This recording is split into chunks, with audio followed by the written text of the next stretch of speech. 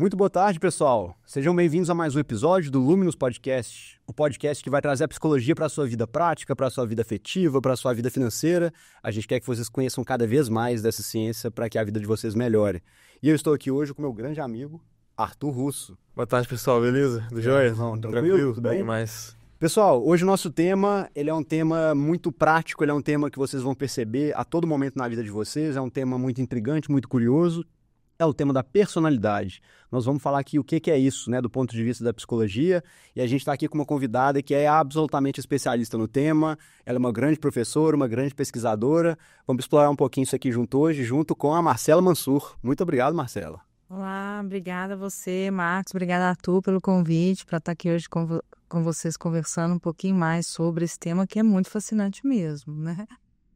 Ele é incrível. Eu lembro que quando eu comecei a estudar um pouquinho sobre psicologia, na verdade, a primeira pergunta que eu queria responder era isso, né? Por que as pessoas são tão diferentes? Por que a gente percebe comportamentos diferentes, gostos diferentes? E eu não fazia ideia de que existia todo um campo de estudo para investigar isso. Então, acho que as pessoas vão ter uma curiosidade muito grande para entender. Vamos começar, então, explicando para o pessoal, Marcela, o que é personalidade e por que é importante a gente conhecer sobre ela? Bom, então vamos lá, né? Bem do comecinho mesmo, né? A pergunta.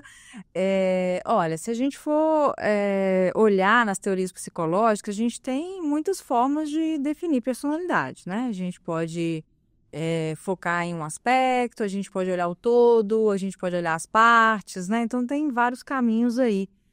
Mas assim, uma forma mais ou menos consensual que a gente pode usar para entender melhor isso daí, né? E tentar entender como que isso se aplica as nossas relações, interações, funcionamento no dia a dia, é pensar que a personalidade é como se fosse um sistema, né? É um sistema psicológico, né? Então, a gente tem dentro de um sistema múltiplos componentes e esses componentes dos quais, né, fazem parte ali aspectos mais biologicamente determinados, né? Então, tem uma influência ali da nossa genética, da nossa biologia. A gente tem também aspectos que são mais determinados pelas nossas interações sociais, né? Nossa inserção no ambiente social de uma forma bem ampla, pensando assim, macro, social, cultura, né? O micro também, as nossas interações ali com a nossa família, com os nossos irmãos, com os nossos pais. Então, esse sistema em conjunto, Marcos, é o que normalmente, funcionando em conjunto, é o que normalmente a gente chama de personalidade. Então, padrões de sentimento, de pensamento, de emoções, motivação, tudo isso aí cabe, né, nesse sistema e que tem aí uma organização, uma lógica muito própria, né? Então, cada um de nós tem, compartilha desses componentes, né, que fazem parte desse sistema maior, mas o jeito que cada sistema está organizado é muito particular, né? É muito único de cada um de nós. Sim, porque quando a gente vai observar o comportamento das pessoas, a gente vê assim, que praticamente existem tantas possibilidades de comportamento e de manifestação da personalidade quanto existem pessoas. Mas então, quando você olha assim por fora, parece algo impossível, né? Algo indecifrável. Como que eu vou conseguir entender alguma coisa, sendo que cada pessoa é de um jeito? E muito se fala isso, a personalidade é algo subjetivo, é de cada pessoa, mas na verdade não, assim, existem elementos que podem ser identificados, né, e percebidos, e é a interação entre eles que vai produzir essas diferenças enormes no nosso comportamento. É mais ou menos por aí. Existe um todo comum e dentro desse todo é que começa a individualidade, né? A gente tem, assim, talvez duas formas de olhar para isso, assim, né? Primeiro que uma coisa que você falou que é muito legal, Marcos, assim, né? E talvez tenha a ver também com o que o Arthur falou, é que para a gente poder estudar algo que é tão complexo, né? A psicologia precisou meio que quebrar, na verdade, os pesquisadores ali da psicologia, né? Não a psicologia na aplicação, mas a psicologia pesquisa, né? Precisou quebrar isso, né? Então, assim, deixa eu entender cada componente primeiro para depois tentar entender como que o sistema funciona em conjunto. E isso é uma coisa que a gente ainda está aprendendo. A gente sabe mais dos componentes do que do sistema como um todo, né? Esse é um ponto bem legal. Mas também a gente pode, né, pensar isso no que vocês falaram, que assim, tanto a organização, né, do sistema, esses componentes ali no sistema, ela é única, né, ela é particular. Então, a gente teria algo que vem, a unicidade, a singularidade vem da organização, mas também a gente se difere na quantidade que a gente tem de uma dada característica. Então, vamos pegar um exemplo aqui para ficar mais fácil as pessoas entenderem, né? Se eu pego uma característica que todo mundo conhece, todo mundo já ouviu falar, que é a extroversão, né? A gente se fala assim, eu sou muito, fulano é pouco, tal. Então, a extroversão é uma característica de personalidade, é um desses componentes desse sistema, tá?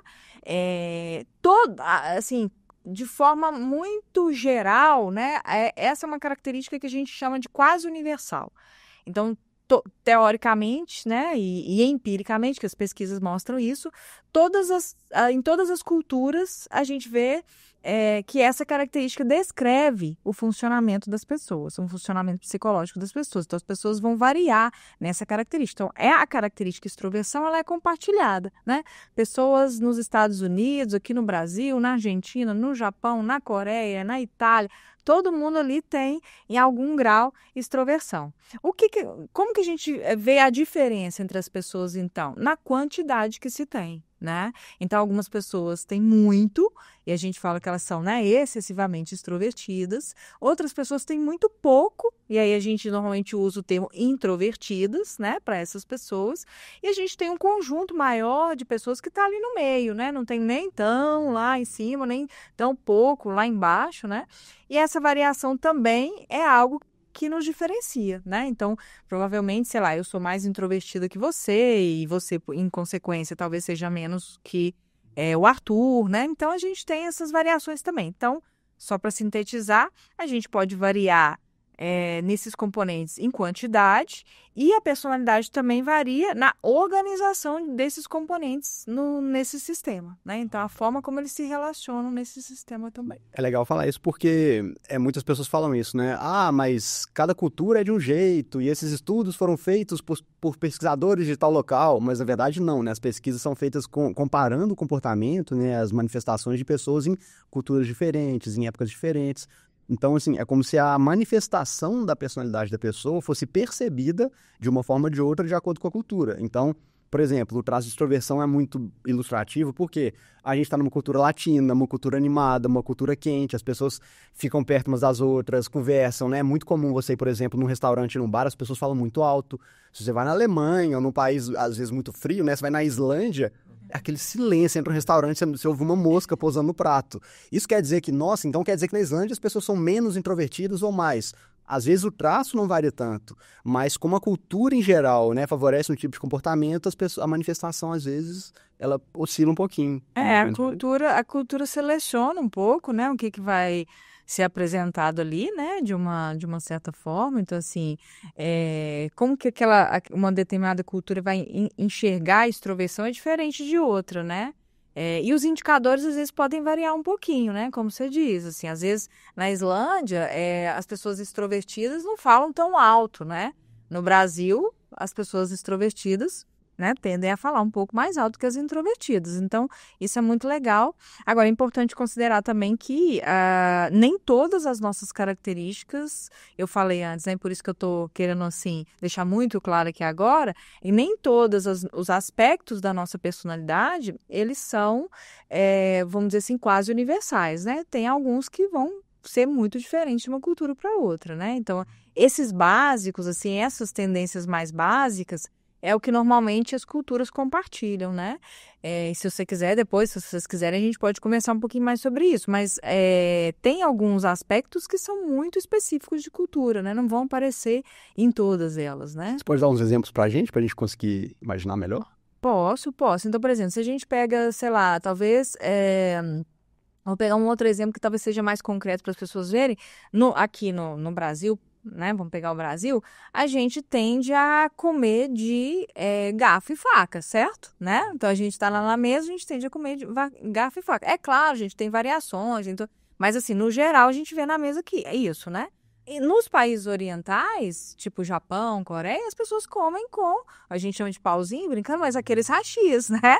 Então, assim, isso é uma coisa muito cultural, assim como tem, né, alguns aspectos da nossa personalidade. Por exemplo, que talvez aqui no Brasil a gente não tenha tanto aquela questão das influências milenares, dos grandes guerreiros da nossa cultura, e a gente não segue aquele tipo de tradicionalismo, a gente talvez seja menos tradicionalista Nesse aspecto, a gente sofre influências de outras coisas da cultura, né? Então, isso vai impactar nosso pensamento, a nossa forma de se comportar de uma maneira distinta do que pessoas que estão, eu estou usando esse exemplo, nos orientais, né? Os japoneses, os coreanos, enfim, né? Não são iguais, mas só para a gente ter uma ideia. Eu tive uma experiência de fazer intercâmbio lá em Taiwan, que é um paísinho ali perto da China. Foi muito engraçado, porque quando a gente vai em um show aqui no Brasil, todo mundo grita, todo mundo fala alto, canta junto, quase você nem escuta o cantor, né? Eu fui no show do Coldplay lá, e eu e meus amigos, a gente tava cantando alto e tal, e todo mundo olhando assim pra gente, e ninguém tava cantando. Então, às vezes até as pessoas que eram mais extrovertidas ali não estavam cantando por uma questão cultural, né? Não de personalidade, Se propriamente você dita. fizesse um teste, às vezes sua extroversão é maior, mas a manifestação dela é muito mais desinibida do que, às vezes, uma pessoa que tem um percentil maior de extroversão lá em Taiwan que fica caladinha, né? A cultura modera um pouco essas coisas, né? Eu sempre brinco, assim, que eu sou uma pessoa desadaptada pro Brasil, assim, porque eu brinco, né? Mas no sentido de que tem uma característica minha, né? Que eu sou uma pessoa muito conscienciosa, assim, no geral. Eu sou pontual, né? Sou organizada, aquela coisa toda.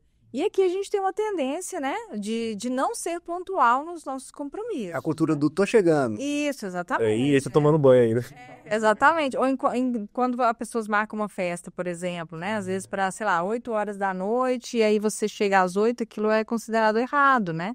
Porque, na verdade, as pessoas chegam 8h30, 8h40, até 9, né? Você chega na hora, nem o anfitrião tá lá ainda. Você já marca às 7, porque sabe que agora vai chegar às 8. Isso, então, assim, isso é totalmente moderado pela cultura, né? Assim, porque aqui existe... aqui não tem pessoas conscienciosas? Claro que tem, mas a forma como a cultura valoriza a sua característica, né? Ou torna algo mais ou menos adaptativo é muito distinto, né? De cultura para cultura, como a gente já viu aqui a partir de vários exemplos que nós estamos aí conversando. É legal porque a maneira como você colocou, né? Então a gente pode dizer assim, olha, é como se, de uma forma geral, assim, estereotipicamente o Brasil é um país menos consciencioso. Isso, claro, porque ele é comparado a outros países que têm um grau maior, né, desse tipo de traço. E aí até pro pessoal ficar alinhado no que a gente for falar, porque a gente vai usar muito esses termos aqui, os nomes dos traços, né? Você poderia explicar pra gente, Marcela, quais são os traços de personalidade e basicamente, assim, as características mais, assim, por alto de cada um deles, pro pessoal acompanhar? Claro, vamos lá, então. Então, eu tinha dito no início da nossa conversa que parte desse sistema de personalidade ele é composto por características que são mais biologicamente determinadas, né? Isso não quer dizer que são características que são geneticamente determinadas da mesma forma que a cor dos olhos, a cor dos cabelos, a cor de pele, né? Mas a gente tem componentes biológicos ali, né? Isso é importante para as pessoas entenderem também. Então, desde cedo, essas características, esse conjunto de características que a gente chama de traços ou tendências básicas, né? Eles estão presentes ali no funcionamento psicológico, né, desse sistema incipiente no bebê, né, mas que vem a ser ali a nossa personalidade mais para frente. E essas,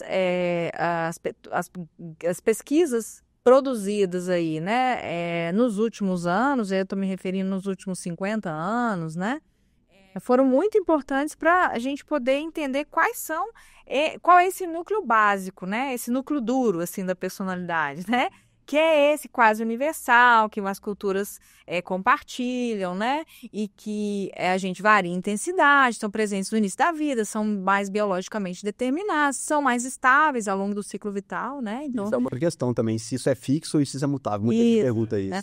Vamos chegar lá. Então, vou explicar essas características primeiro. Então, a gente está falando de algo que essas tendências básicas, então, convencionou-se, né, através de pesquisas,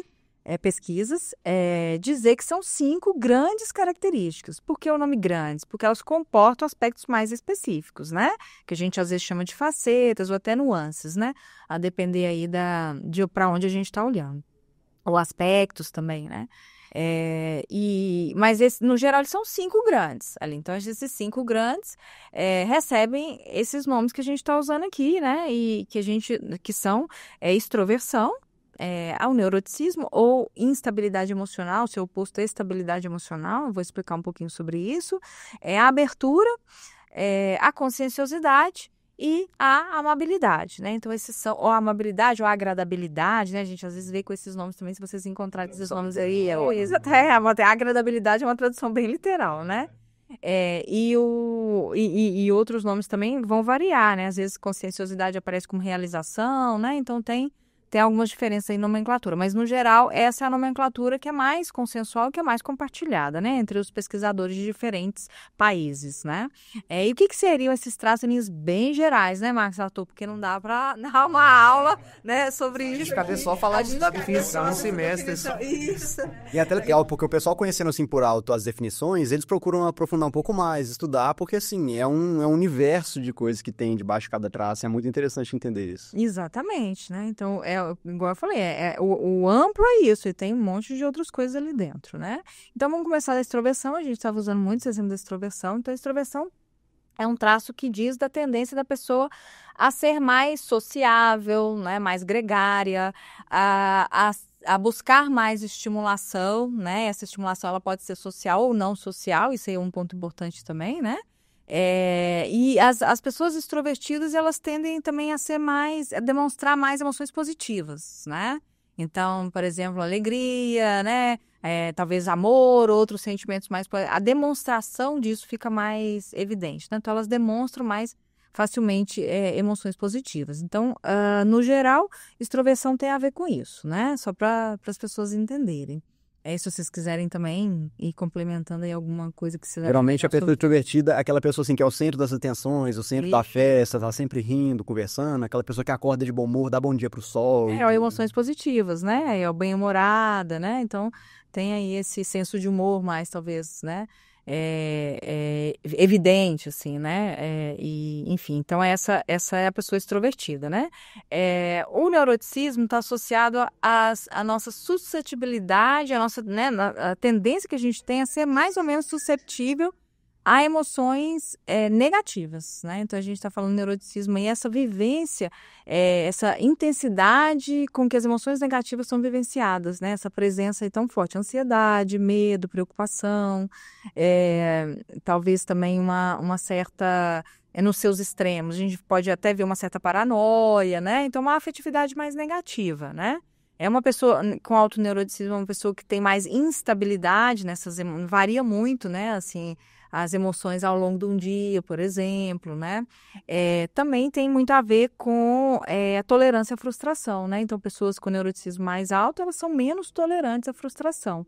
Sabe aquele assim, faz uma tempestade em um copo d'água, né? Se todo mundo já ouviu. Todo mundo conhece aquela pessoa que assim, aconteceram várias coisas boas no dia, mas deu uma coisinha pequena errada, ela vai falar só daquilo pra todo mundo, ela liga e conta pro marido, conta pro irmão, conta pro todo mundo. Tem uma tendência a olhar as coisas com um viés um pouco mais negativo, né? Essencialmente. Não que não aconteçam coisas boas, né? Como você disse, para uma pessoa com alto neuroticismo, mas talvez ela enfoque mais, né? É muito interessante que do ponto de vista evolutivo, que a gente considera, né, que essas características elas foram parar onde foram parar e elas são tão universais porque tem uma história filogenética aí, né? A história da nossa espécie nos levou, né, a desenvolver essas características como muito importantes para a nossa adaptação, né? E o neuroticismo tem muito a ver com o nosso sistema de defesa, de proteção, né? Então, pessoas com alto neuroticismo, elas são hiperreativas a estímulos que poderiam ser potenciais perigosos, né? Mas isso vem de um funcionamento mais, assim, olha, eu tenho que me proteger, eu tenho que, né, tá atenta ao que pode me causar um dano, pode me prejudicar. Então, essa é um pouco da história aí dessa característica. Então, talvez traços que em um contexto são considerados negativos, em outros podem ser positivos. Sim, sim. Um traço, né, num contexto... por exemplo, né, se a gente pensar que... vamos ver, durante um período de guerra, né? Isso muda completamente a valoração, na verdade, de determinadas características, porque a gente passa a dar valor à intensidade, a quantidades distintas dessas características, né? Verdade. Isso acaba sendo muito útil, né? Porque assim, no momento de guerra, de potencial perigo, é importante que você consiga identificar rápido um sinal negativo e reagir a ele. Então, assim... Eu tô num país que tá em guerra e tá em guerra com o país vizinho. De repente mudou uma pessoa nova pro meu vizinho, eu começo a perceber uns comportamentos esquisitos, eu começo a ficar, peraí, será que tem algo errado aqui? Tô mais atenta a isso, né? Uma pessoa talvez com menos neuroticismo, que é o que a gente tá falando, ela tenderia não, isso aí tá tranquilo. O famoso pega nada. Exatamente, né? E, Marcelo, pelo que você contou, então, a extroversão, ela inclina pessoas a emoções positivas e o neuroticismo a emoções negativas. E esses traços são separados. São E se a pessoa tivesse diferentes. esses 2 traços muito altos? Eu brinco que às vezes é uma bomba relógio, né? Porque, assim, é muito de tudo, né? É muita emoção positiva, mas também é muita emoção negativa. Então, é aquela pessoa que tanto sem... Ela é intensa, né? Sabe? Você já ouviu falar da pessoa intensa, né? Ela sente tudo muito, né? Tanto o positivo quanto o negativo. Então, quando é para ser positivo, sente demais, ama demais, né? Né, assim, até abusa um pouco, né? Desse senso de humor, desse bom humor. Até incomoda as pessoas, às vezes, com esse excesso. Alegria chata, Isso, chata demais, né? Aquela coisa. Mas também, quando acontece uma coisa negativa, vai muito negativo, né? Então, é tudo intensificado. Então, é uma pessoa que normalmente a gente chama de intensa, né? Porque ela vivencia essas duas coisas muito intensamente, né? Num jargão leigo, assim, a gente pode dizer, então, né, que as pessoas mais otimistas são mais extrovertidas, as pessoas mais pessimistas têm um neuroticismo maior? Talvez. Mas lembrando um pouco que isso, otimismo e pessimismo, a gente já passa, assim, por uma significação, né? Digo assim, processos que são de interpretação, né, de situações, então não é a emoção mais básica, né, mas tem a ver, né.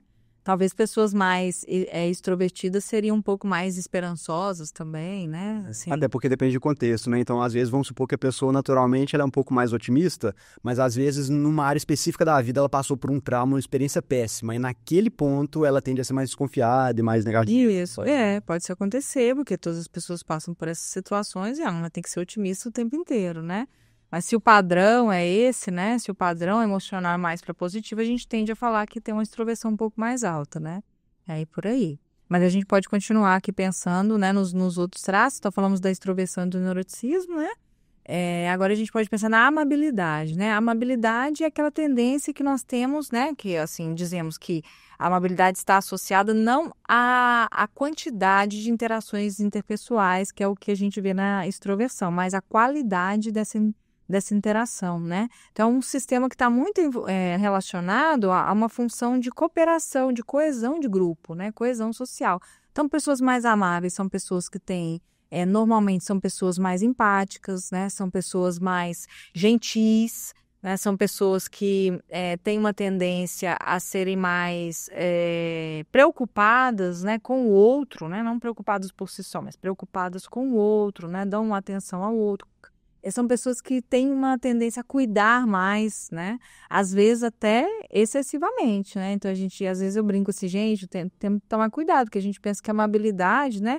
No nosso senso comum, a gente fala, nossa, então as pessoas têm que ser mais amáveis, né? Não, porque a amabilidade demais também não é bom, né? A pessoa deixa de olhar para si, para olhar só para o outro, para cuidar do outro, para dar atenção para o outro, para valorizar os interesses, as necessidades das outras pessoas, excessivamente se esquecendo um pouco, né?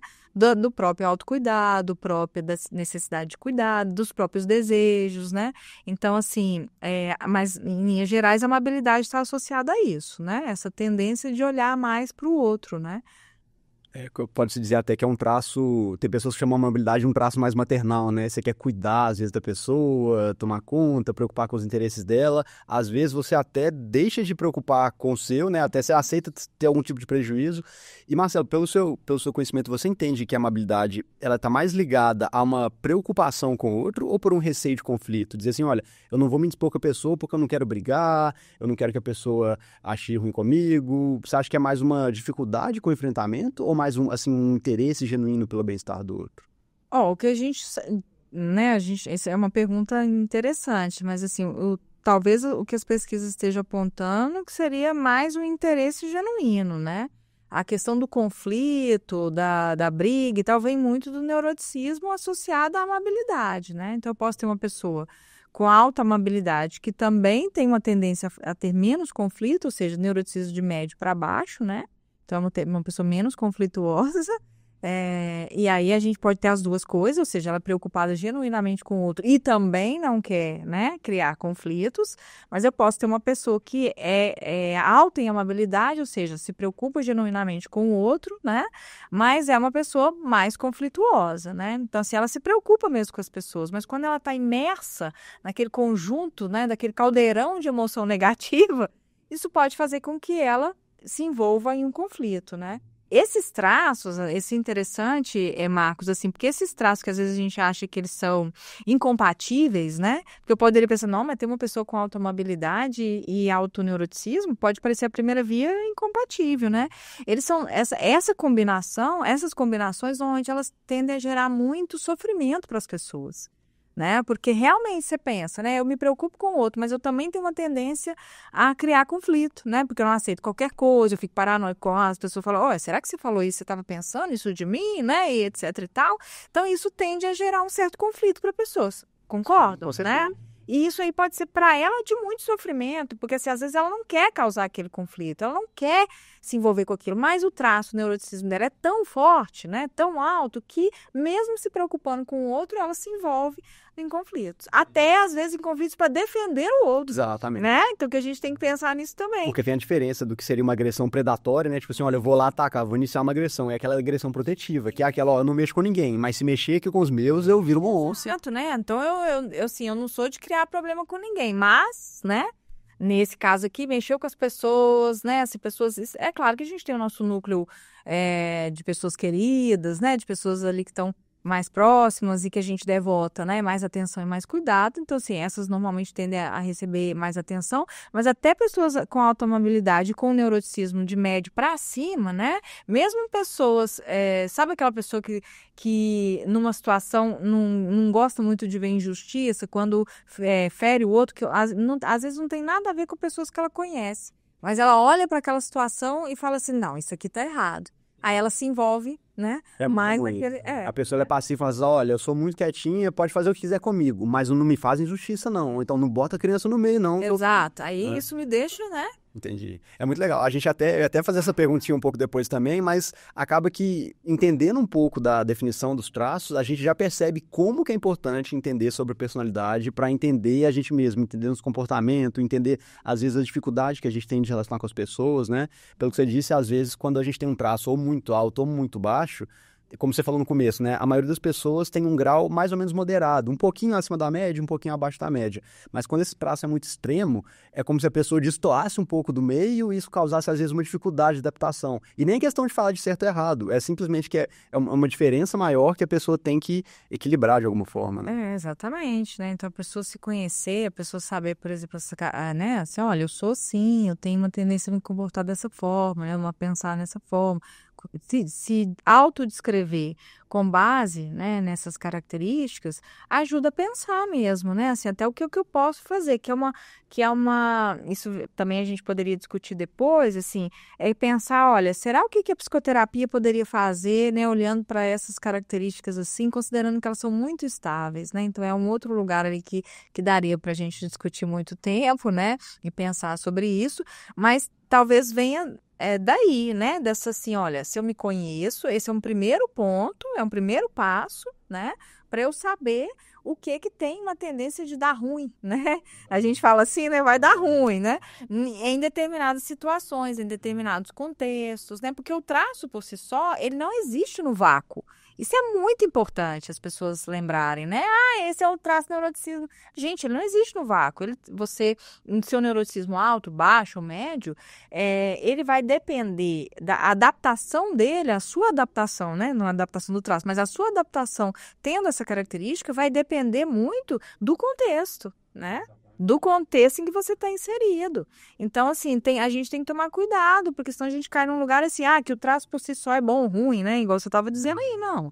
Né? Não existe num vácuo, assim, ele é contextualizado. Então, você tem que olhar para aquilo em relação a um determinado contexto. Como você falou no começo, né? Às vezes a pessoa que é muito extrovertida, ela é vista como normal aqui no Brasil. Uma pessoa alegre, normal. Uma pessoa muito extrovertida num país de cultura muito fechada, assim, no Japão, uma pessoa mega extrovertida pode ser vista como disfuncional, que esquisita. A pessoa chega falando, rindo aqui. Ela é esquisita, Muito interessante isso. Exatamente. E aí a gente continuando nos traços aqui, explicando, né, para as pessoas os outros traços. Então, a gente já falou de 3, falamos de neuroticismo, introversão e amabilidade, né? Então, vamos falar um pouquinho de conscienciosidade, né? Conscienciosidade, falei com vocês assim, eu me dei o exemplo, né, que sou uma pessoa conscienciosa. Conscienciosidade tem a ver com a nossa tendência ao controle cognitivo e comportamental, né? Isso é muito importante. Pessoas conscienciosas são pessoas muito pontuais, organizadas, são pessoas que têm um senso de dever muito apurado, né? Assim, tem uma tendência a seguir regras, seguir normas, né? Então, senso de dever, eu tenho que fazer, vou fazer, uma responsabilidade muito grande, né? São pessoas que tendem a ter um comprometimento com prazos, planejamento, metas, né? Objetivos e cumprir aquilo. Então, tem aquela questão do esforço, né? Direcionado para alcançar esses objetivos. E é também uma pessoa que tem uma tendência, né, assim, no seu extremo, que é o que a gente estava discutindo aqui, nós estamos falando no seu extremo superior, teria uma tendência a uma rigidez, por exemplo, maior, né? Assim, uma rigidez no sentido de um apego excessivo a regras, um apego excessivo a normas, né? E isso, obviamente, em muitos contextos, isso pode ser também extremamente prejudicial, como eu estava dando meu exemplo mesmo. Falei, se eu sou muito apegada ao horário, se eu vou chegar numa festa no horário certo, né? Vou ser considerada disfuncional, né? Que chega no horário certo. Então, assim, exatamente, a gente tá vendo que tem ali, de novo, não acontece no vácuo, né? Então, conscienciosidade tem a ver com isso, essa tendência mais, um certo autocontrole, né, cognitivo e comportamental. Assim, não sei se ficou claro, né, Me parece que isso aí são características que talvez seja culturalmente, talvez seja uma coisa da época, mas a gente está imerso numa cultura que valoriza muito a conscienciosidade. Ainda que o Brasil não seja, assim, tradicionalmente um país dos mais conscienciosos do mundo, a gente não chega numa entrevista de emprego e fala, olha, eu sou relaxado, eu atraso às vezes, tem dia que eu sumo. Então, assim, tem uma certa gama de qualidades da conscienciosidade que são muito valorizadas. E agora, como que uma pessoa, por exemplo, pode falar, eu tenho dificuldade com horário, eu sou um pouco mais relapso, eu sou mais desligada, que seria a pessoa com baixa conscienciosidade. Tem maneiras de ela conseguir melhorar isso na vida dela, conseguir se adequar um pouco mais, nem que seja um contexto específico de trabalho, algo assim? Sim, né? Ela pode aprender ali estratégias, né? Das várias estratégias que a gente, às vezes, né? A gente, enquanto psicólogo, que eu estou dizendo, né? A gente ensina e ajuda as pessoas, por exemplo, com, né, um transtorno de déficit de atenção e hiperatividade a usar, a gente poderia ensinar uma pessoa que tem baixa conscienciosidade ou ajudá-la, né? A encontrar uma forma de olhar para isso, né? Talvez usar lembretes, talvez usar despertador, talvez usar, né, um tipo de nota ali, né, no celular, alguma coisa assim, né? Que, nesse caso que você deu o exemplo, né, da pontualidade, para poder ser um pouco mais adaptativo, né, funcional naquele contexto, né? Ou, né, pedir às vezes contar com a ajuda de uma outra pessoa, fulano, né, me acorda um tanto antes para eu poder chegar naquele compromisso, né, que é tão importante de trabalho, todo dia que eu tenho, né, chegar ali um pouco antes. Então, às vezes a gente não precisa contar só, né, com a gente pode, se tem uma pessoa ou outra ali, né, na nossa convivência, essa pessoa pode e deve participar, né? Se tá tudo bem para ela, né? Isso, também não pode depender também. também não vou depender do outro, assim. Mas se tá muito tudo bem consciencioso pra da sua parte, não queria depender do outro. Pois é.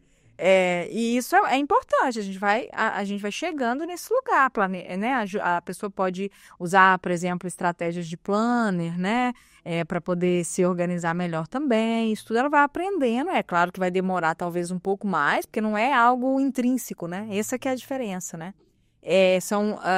A gente chama isso de fenocópias, né? Porque são cópias de fenótipos, né?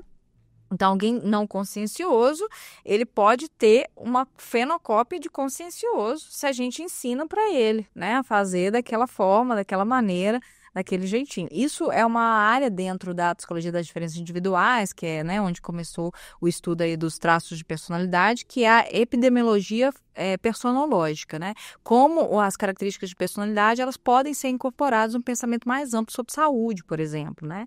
E uma estratégia que eles vêm tentando desenvolver é justamente isso, né? Então, uma maneira de tornar algumas características mais adaptativas em determinados contextos. Fenocópias, né? Uma pessoa, por exemplo, com baixa conscienciosidade, no contexto de saúde, ela tem muita dificuldade de seguir um tratamento, né? Porque o médico passa ali para ela, né? Tem que tomar tantas vezes ao dia, tem que fazer, sei lá, fisioterapia, tem que não sei o que lá. Na metade do 3 dias ela já desengana, tô bem, né? Já passou, não lembra mais daquilo. Tudo bem, você vê, às vezes a dificuldade da personalidade da pessoa leva ela a ter um comportamento e ela usa um justificativo do comportamento de que não precisa. Não, esse médico, ele acertou mais ou menos, né? Que tá bom, eu sei. Eu já tô sabendo e tal, então a pessoa desinveste daquilo, ela não é muito, não segue muito, né? No caso aí, regras, né? Coisas que têm uma certa sistemática, né? Não uma regra explícita, né? Tipo assim, não posso passar no furar o sinal vermelho, porque daí, né? Isso é legalmente, né? Leva a pessoa a perder pontos na carteira, então tem complicações legais, mas estou dizendo regras que às vezes não são tão explícitas, né? Ou legais, consequências legais, mas que você precisa seguir ali para você dar conta, né, de, por exemplo, se curar de alguma coisa, né? Então, essas interações em saúde, assim, com essas fenocópias, né, que eu disse para vocês, você criar fenótipos, né, parecidos com algum traço para aumentar a adaptação em contexto, elas já estão sendo usadas para contexto de saúde. Ah, legal. E é importante, às vezes, a gente conseguir também equilibrar em alguma medida, né? Ter, assim, um certo grau de flexibilidade, que provavelmente a gente fala no próximo traço disso, mas, assim, às vezes a pessoa, ela tem um traço que é muito positivo e muito bom para a vida dela. Então, exemplo, ser consciencioso, as vantagens são muito claras, né? É muito bom você ser disciplinado, você ter horário, você ser orientado por metas e objetivos, mas pode ser que, assim, tem um certo momento em que você precisa conseguir abrir mão, às vezes, daquele comportamento muito correto, para você conseguir gerir sua vida. Então, eu tenho exemplo, por exemplo, de colegas que têm uma culpa assim, universal de matar um horário, uma aula uma vez. E aí a gente pergunta, onde você tá? Tô na aula. Poxa, mas você não tá meio passando mal? Tá cansado? Não, tô péssimo. E você já não tá com total nessa matéria, não tem nenhuma falta. Por que você não deixa de ir só hoje na faculdade, né? Flexibilizar um pouquinho. Então, é importante também saber a hora de modular esse comportamento. Exatamente, isso é muito importante, né? Então, toda característica de personalidade no seu extremo, ela pode gerar uma certa rigidez ali de funcionamento, né? E a gente tem que tomar cuidado com isso, porque, né, não é adaptativo, né? A pessoa está passando mal, né? Tem que ir trabalhar a si mesmo, né? Assim, até a gente poderia pensar, né, no contexto de pandemia, né? Quando liberou, as pessoas voltaram, né, a trabalhar e tal. E aí a pessoa, às vezes, fica tão fixada em ter que trabalhar que mesmo quando ela está com Covid, ou seja, que pode trazer, né, efeitos para outras pessoas, o foco dela não, eu tenho que estar ali trabalhando. Então, isso é uma rigidez, né, na conscienciosidade, no traço ali. Então, tem a gente tem que ter esse olhar cuidadoso com isso, né? Sim, com certeza. E aí, o último traço, o último, mas não menos importante, né? Que seria a abertura. A abertura também já mudou de nome muitas vezes, né? Assim, às vezes a gente, alguma literatura do Big Five, que principalmente a literatura europeia, né? Que não é uma literatura norte-americana, a gente vê ali intelecto, né? Como um aspecto muito importante ali da abertura, ou abertura a experiências, que foi como o traço apareceu, e hoje em dia já se entende que não é tanto abertura a experiência, mas uma abertura de uma maneira geral, porque tem um aspecto mais cognitivo, mas tem um aspecto experiencial também, né? Então, o traço acaba recebendo esse nome de abertura, que tem a ver justamente, né, com essa tendência que as pessoas, né, com alta abertura têm de querer explorar, né? Explorar, se abrir, né? Explorar no sentido de se abrir, de conhecer, de ser curioso, né? Ao novo, ao diferente, né? Aquilo que às vezes até sai um pouco do usual, né? Então, quero conhecer, ter experiências novas com lugares novos, comidas novas, sei lá, ideias, né? Que é muito comum, né? Ideias novas. Então, isso pode se manifestar de várias formas, né? Uma pessoa, por exemplo, que gosta muito de ir a teatros, museus, né? Que se interessa muito por ler, por né, leituras diferentes, que está muito aberta a discutir ideias, né? Então, numa conversa, numa mesa de bar, assim, é aquela pessoa que está querendo sempre ouvir o que o outro tem para dizer e se abre para aquilo, e isso leva a pessoa a pensar, né? Fantasiar, hipotetizar e criar um mundo, né, ali de ideias com base naquelas conversas. Então, não é uma pessoa muito fechada, né? Não é uma pessoa muito tradicionalista, uma pessoa muito conservadora, não é uma pessoa muito rígida, né? Inflexível, na verdade, né? Inflexível no seu pensamento, então ela consegue flexibilizar ali, né? Aquilo que ela pensa, sente, e isso vale, que eu acabei de falar agora, isso vale também para sentimento, né? Pessoas com alta abertura têm uma tendência também a explorar muito os seus sentimentos, a serem muito curiosas sobre o que elas estão sentindo, como elas estão experimentando, né? Então, tem uma riqueza experiencial muito grande, né? Isso tem a ver, Marcela, a parte de sentimentos. A pessoa que é aberta à experiência, ela tem uma facilidade para conhecer e desvendar os próprios sentimentos, mas isso tem a ver também com expressar e colocar para fora ou não? Ela pode ser aberta de ser curiosa, mas ela pode internalizar muito os sentimentos dela e não comentar muito sobre eles. Com certeza, porque ela pode ser curiosa e normalmente as pessoas com alta abertura são sobre si, né? Então, tentam entender, né, por que elas se sentiram isso, o que está acontecendo. Então, dão vazão a essa parte mais fisiológica, né, das emoções ali, mas não necessariamente elas expressam, porque a expressão talvez tem muito a ver com outras características, né? Então, por exemplo, se ela é uma pessoa extrovertida, ela vai querer falar sobre aquilo com os amigos dela. Gente, você não sabe né, se tô sentindo essa experiência e tal. Eu fui lá e fui naquela exposição, naquela galeria, e aquilo mexeu comigo, e aquilo, né? Então, é uma pessoa que quer contar, mas se for uma pessoa mais introvertida, ela não tem necessidade de contar para as pessoas. Às vezes ela faz um diário, né, de emoções, às vezes ela fala na terapia, né? Então, assim, ou com o melhor amigo, mas não tem uma tendência a publicizar, vou dizer assim, demais, né? O interesse pelo assunto é um traço, né? E você manifestar ou guardar isso já é outro traço, é uma combinação. Isso, e essas combinações elas são muito fascinantes, né? Porque, assim, a princípio a gente pode combinar todo com tudo aí, né? E isso muda muito, a interação entre os nossos traços muda muito, também causa diferença, que é o que eu falei, né? A forma como eles se organizam, como eles interagem, também é produtor de diferenças entre nós, né? Não só a intensidade, né? Porque aqui a gente pode estar falando de pessoas, nós três, a gente pode estar falando de pessoas com o mesmo nível de extroversão, mas que variam em outras características. E a variação em uma delas já seria suficiente para a gente se comportar de uma maneira diferente, né? Então, assim, talvez a gente tenha que ficar muito atento, por exemplo, numa avaliação, aí já falando de uma perspectiva um pouco mais profissional, né? Que às vezes muitos alunos, né? Eu sou professora, então muitos alunos têm essa dúvida quando eles estão começando ali, né? No início e tal, né? De estudar essas características. Mas então eu avalio tal, então uma pessoa tem alto neuroticismo, ele é assim, assim, assado. A gente tem que tomar cuidado, né? Porque às vezes o neuroticismo dela não vai se expressar da mesma forma, né? Por causa da interação com outra característica. Então, se eu olho isoladamente para cada uma numa avaliação clínica, né? Eu corro o risco de ser enganada, né, por aquela topografia, que é aquela forma, né, que a característica se apresenta, sem olhar para a interação dessas características. Então, às vezes, essa pessoa aqui não tem neuroticismo alto, não, porque não apresenta isso, essa reação, como a gente já falou, assim, não, mas vamos olhar? E se ela for uma pessoa mais introvertida? O neuroticismo dela vai se apresentar da mesma forma, né? Do que uma pessoa extrovertida? Então, assim, a gente tem que olhar para essas coisas, para esse todo, né? Quando a gente está fazendo uma avaliação do indivíduo, né? Porque na pesquisa é um pouco diferente. A gente avalia ali num questionário e o nosso interesse talvez é muito maior na intensidade de características, na associação dela com outras coisas, né? Mas quando a gente está fazendo uma avaliação do indivíduo, na clínica, num contexto de saúde, etc. e tal, essa análise mais holística, vou dizer assim, né, integrativa, ela é fundamental. Até porque as experiências que a pessoa viveu também vão ter um impacto nisso. Para isso é importante você conversar com a pessoa, fazer uma anamnese boa, né? Considerar o histórico de vida da pessoa, o contexto em que ela foi criada, né? Isso também tem muito a ver, Marcelo, com motivação.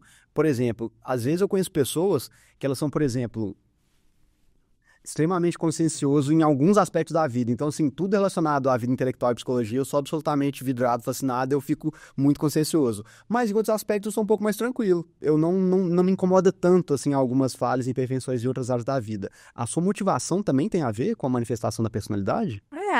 O hiperinvestimento em um determinado campo, né, em uma determinada área da nossa vida, com certeza tem a ver com nossos valores, com a nossa motivação, né, para alguma coisa. E aí, sim, pode parecer que você, talvez em campo da sua vida, né, essa pessoa aí, ela seria menos conscienciosa, né?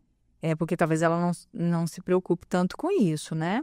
E por isso, talvez, assim, é muito importante a gente olhar para a motivação, mas às vezes a gente está falando de uma pessoa que tem uma conscienciosidade mais média. E aí, ao contrário, a motivação fez com que você se interessasse demais na psicologia. Ao contrário, entendeu? Do que você está dizendo. Você pode ter uma conscienciosidade média e se eu olhar para o seu hiperinvestimento na psicologia ou nos assuntos de psicologia, pode parecer que você é muito mais consciencioso do que você é, né? Porque, na verdade, o que está fazendo com que você hiperinvista ali, aí sim é uma motivação, um interesse, um valor, sei lá, né? Essa é uma dúvida que eu tinha, sabe por quê? Porque uma dúvida que eu tenho muito é assim, a nossa motivação, ela é dada por algum outro elemento e ela é modulada pela personalidade, ou é a nossa personalidade que vai ajudar a construir a motivação que a gente tem para algumas coisas? Eu acho, né, aí já falando do meu entendimento dessas coisas, porque isso é aquele negócio, né? O que vem antes, o ovo ou a galinha, né? Tem essa discussão na psicologia, então isso é muito comum, né? Eu tenho uma percepção de que a nossa motivação está muito atrelada aos nossos traços, né? Então, o traço, ele talvez seja anterior a essa motivação, ele carregue um pouco essa motivação, sabe? Tanto que o McRae, né, que é um grande nome da área, um expoente, né, que foi lá um pioneiro também nesse sentido, ele fala que para que a gente possa conhecer a personalidade de alguém, a gente precisa de motivo e oportunidade. Motivo, no sentido de motivação, né? Que ele associa aos traços, às tendências básicas. E oportunidade, ele está querendo dizer do ambiente, né? Então, a gente precisa ter um ambiente que permita a expressão daquela característica. Legal. Faz sentido. Porque a gente pode pensar também, né? Existem motivações básicas que todo ser humano tem, né? A gente tem uma motivação, assim, por estima, por relacionamento, a gente tem uma motivação evidente de sobrevivência. Então, pode ser que a personalidade é a maneira como a pessoa vai encontrar para se organizar e realizar aquela motivação. Sei lá, um exemplo bem bobo. Eu preciso me alimentar. Talvez se a pessoa for muito pouco amável, ou seja, ela é um pouco mais competitiva, mais egoísta, ela fala assim, olha, eu vou buscar meu alimento aqui e fazer o que eu tiver que fazer, e competir com quem precisar, eu vou subir mais alto na árvore e pegar minha maçã. E às vezes a pessoa muito amável pensa assim, olha, eu tenho essa motivação, acho que o Arthur também tem, vou conversar com ele, a gente combina junto aqui, escala junto à árvore ali e pega as coisas juntos. Tem a ver. Sim, tem tudo a ver. Só que talvez eu substituiria a palavra motivação por necessidade, né? Então, a gente tem uma necessidade de se alimentar, a gente tem necessidades de cuidado, a gente tem necessidade de afeto, aí são necessidades psicológicas, né? Você está falando de sobrevivência, que é um pouco mais básica e fundamental, né? Mas a gente tem outras necessidades aí também, necessidade sexual, né? Enfim, necessidade de proteção, né? Essas necessidades, aí, assim, na sua lógica, faz todo sentido, né? O ser humano tem essas necessidades, né? E os nossos traços vão nos ajudar a entender como essas necessidades vão ser atendidas. Não, legal. Mas esses traços, por exemplo, a gente falou mais no começo, comentou que esses traços são definidos, de certa forma, biologicamente, um pouco, mas também por contingências do ambiente. Existem alguns traços que, ao longo da vida, e não numa perspectiva cultural, que a gente falou, mas uma perspectiva mais individual, ao longo da vida, alguns traços tendem a mudar mais do que outros, independente de genético ou não? Olhando para o traço. Olhando para o traço. Só para o traço. Sim, então assim, se a gente não... Na ausência de intervenção, né? Então a gente não está falando de pessoas que estão passando por intervenção, os traços têm um ciclo desenvolvimental, né? Então eles têm aí, por questões maturacionais, muitas vezes, né? Porque está associado a fatores biológicos, genéticos, então tem uma relação com o desenvolvimento, por exemplo, de áreas do nosso sistema nervoso, então tem uma genética por trás, uma biologia por trás. Eles passam por alterações, por mudanças ao longo da vida, né? Então, por exemplo, se a gente pega, né? Hoje a gente tem condições de dizer isso, porque a gente já tem estudos longitudinais que acompanharam as pessoas até, né, a terceira idade, por exemplo, né? Até um idoso, né? A gente já pode dizer, por exemplo, que a gente sabe, vou pegar aí o neuroticismo, né? O neuroticismo, ele tem uma tendência a aumentar a média, né? Do neuroticismo tem uma tendência a aumentar ao longo da vida, né? Até ali, até por volta talvez dos 35 anos, né? Tem uma tendência a aumentar. Depois ele se estabiliza. ele cai um pouquinho, né, ali por volta talvez dos 50 anos, 45, 50 anos e tal, e ele tem uma outra elevação já ao final da vida. No final da vida que eu digo assim, né, no ciclo de vida. Então, naquela fase final do ciclo de vida, a partir dos 70 anos, 75, 80, porque hoje a expectativa de vida aumentou muito, né, isso tende a aumentar o neuroticismo de novo, né. Então, assim, e esse seria, olhando para os fatores de desenvolvimento, esse seria o padrão desenvolvimental do neuroticismo. O que modera isso, né? Então, a gente pode pensar, moderam isso o sexo, né? Mulheres e homens parece que tem uma diferença aí, tá? Porque se a gente está falando de fatores biológicos, né? Às vezes, fatores biológicos que diferenciam o sexo aí, falando desse aspecto, né? Não outros, né? Eles podem incidir. E também a gente pode ver que tem as experiências de vida, que aí, obviamente, vão atuar para dizer assim, não, nesse momento não vai acontecer isso aqui não, né? Então, ou então trava, ou acelera, né? Por exemplo, doenças neurodegenerativas. Então, tem aí também alguns estudos já, né? Mostrando que a gente só pode considerar esse padrão desenvolvimental, eu dei o exemplo do neuroticismo, mas todos os traços têm o seu padrão, se a gente olha para pessoas que são intactas no ponto de vista das funções neurocognitivas, né? Então, se a gente vai trabalhar com pessoas que estão em processo de neurodegeneração cerebral, esse padrão não funciona. É diferente, é um pouco diferente, né? Então, assim, não sei se era isso que você queria saber. Sim, exatamente. Não é legal porque quando a gente vai observando essas variações ao longo da vida, a gente vê que existem explicações que podem fazer sentido do ponto de vista prático, né? Porque quando você está mais novo, você tem menos recursos para lidar com as coisas, tem menos conhecimento, o seu corpo está se desenvolvendo, você tem uma capacidade física de se defender um pouco menor quando você é mais jovem. Então, assim, faz sentido que o neuroticismo ele cresça e vai aumentando. Você começa a se tornar mais consciente dos perigos que te cercam. A vida adulta traz uma série de desafios, estressores, né, incertezas. É claro que você vai ficar, assim, querendo identificar erro para todo lado. E ao longo da vida, quando você começa a estabilizar um pouco mais, vamos pensar nessa idade, né, 40, 50 anos, a maioria das pessoas está com uma carreira um pouco mais estabelecida, algumas estão com a vida financeira um pouco mais bem resolvida, então você se cercou de condições, né, família, você tem uma família estabelecida, você tem condições que te ajudam a tornar a vida um pouquinho menos imprevisível, talvez. Isso talvez module um pouquinho o neuroticismo e diminua ele um pouco. Agora, quando começa o processo de envelhecimento mesmo, né, terceira idade, seu corpo novamente começa a ficar um pouco mais frágil, transformações e o quê? Seu radarzinho liga de novo e você fica preocupado com o que pode acontecer. Se proteger, né, porque você pode cair, por exemplo, a qualquer momento, né, as pessoas podem te abandonar porque, né, não querem mais cuidar, então essas coisas com certeza, né, que são aspectos sociais, mas que são mais ou menos normativos, né? No sentido assim, olha, é esperado que mais ou menos nessa idade essas coisas aconteçam, né? Eles têm um impacto, né? No desenvolvimento aí do traço, né? Legal. Então, assim, já fica até respondida essa questão, né? De que se os traços são fixos ou não. Pelo que você disse, então, a gente tem uma propensão genética, ou seja, é como se a gente tivesse uma predisposição, né, uma configuração inicial para esses traços, mas as nossas experiências de vida vão modulando isso aí, vão interferindo. Então é sempre aquela coisa, interação dos genes com o ambiente, né, ao longo da vida. Exatamente, né? Então a gente tem nossos traços de personalidade, a gente tem uma tendência à estabilidade, né? Ou seja, se em condições ideais de temperatura e pressão, né? A gente tende a ter características mais estáveis, né? A gente não vai mudar muito ao longo da vida. Eu digo, o indivíduo, é diferente de olhar para o traço, né? Mas olhar para o indivíduo, a gente não muda tanto, nesse sentido, naquela característica, mas a gente não quer dizer que isso significa, né, nossa, isso é imutável, né? Que é uma outra coisa completamente diferente de estabilidade. Estável, né, que se você tende a ser uma pessoa com alto neuroticismo, em comparação às pessoas da sua idade, porque sempre em comparação, a pessoa do seu grupo de referência, etc e tal, você vai continuar sendo uma pessoa com alto neuroticismo em outras fases da vida, em comparação com aquelas pessoas daquela idade, né? Então, é sempre em comparação que a gente está falando. A sua posição muda muito pouco, isso é muito importante, né? Embora o traço mude na média, então todo mundo vai ficar um pouco com o neuroticismo um pouco mais alto na terceira idade, né?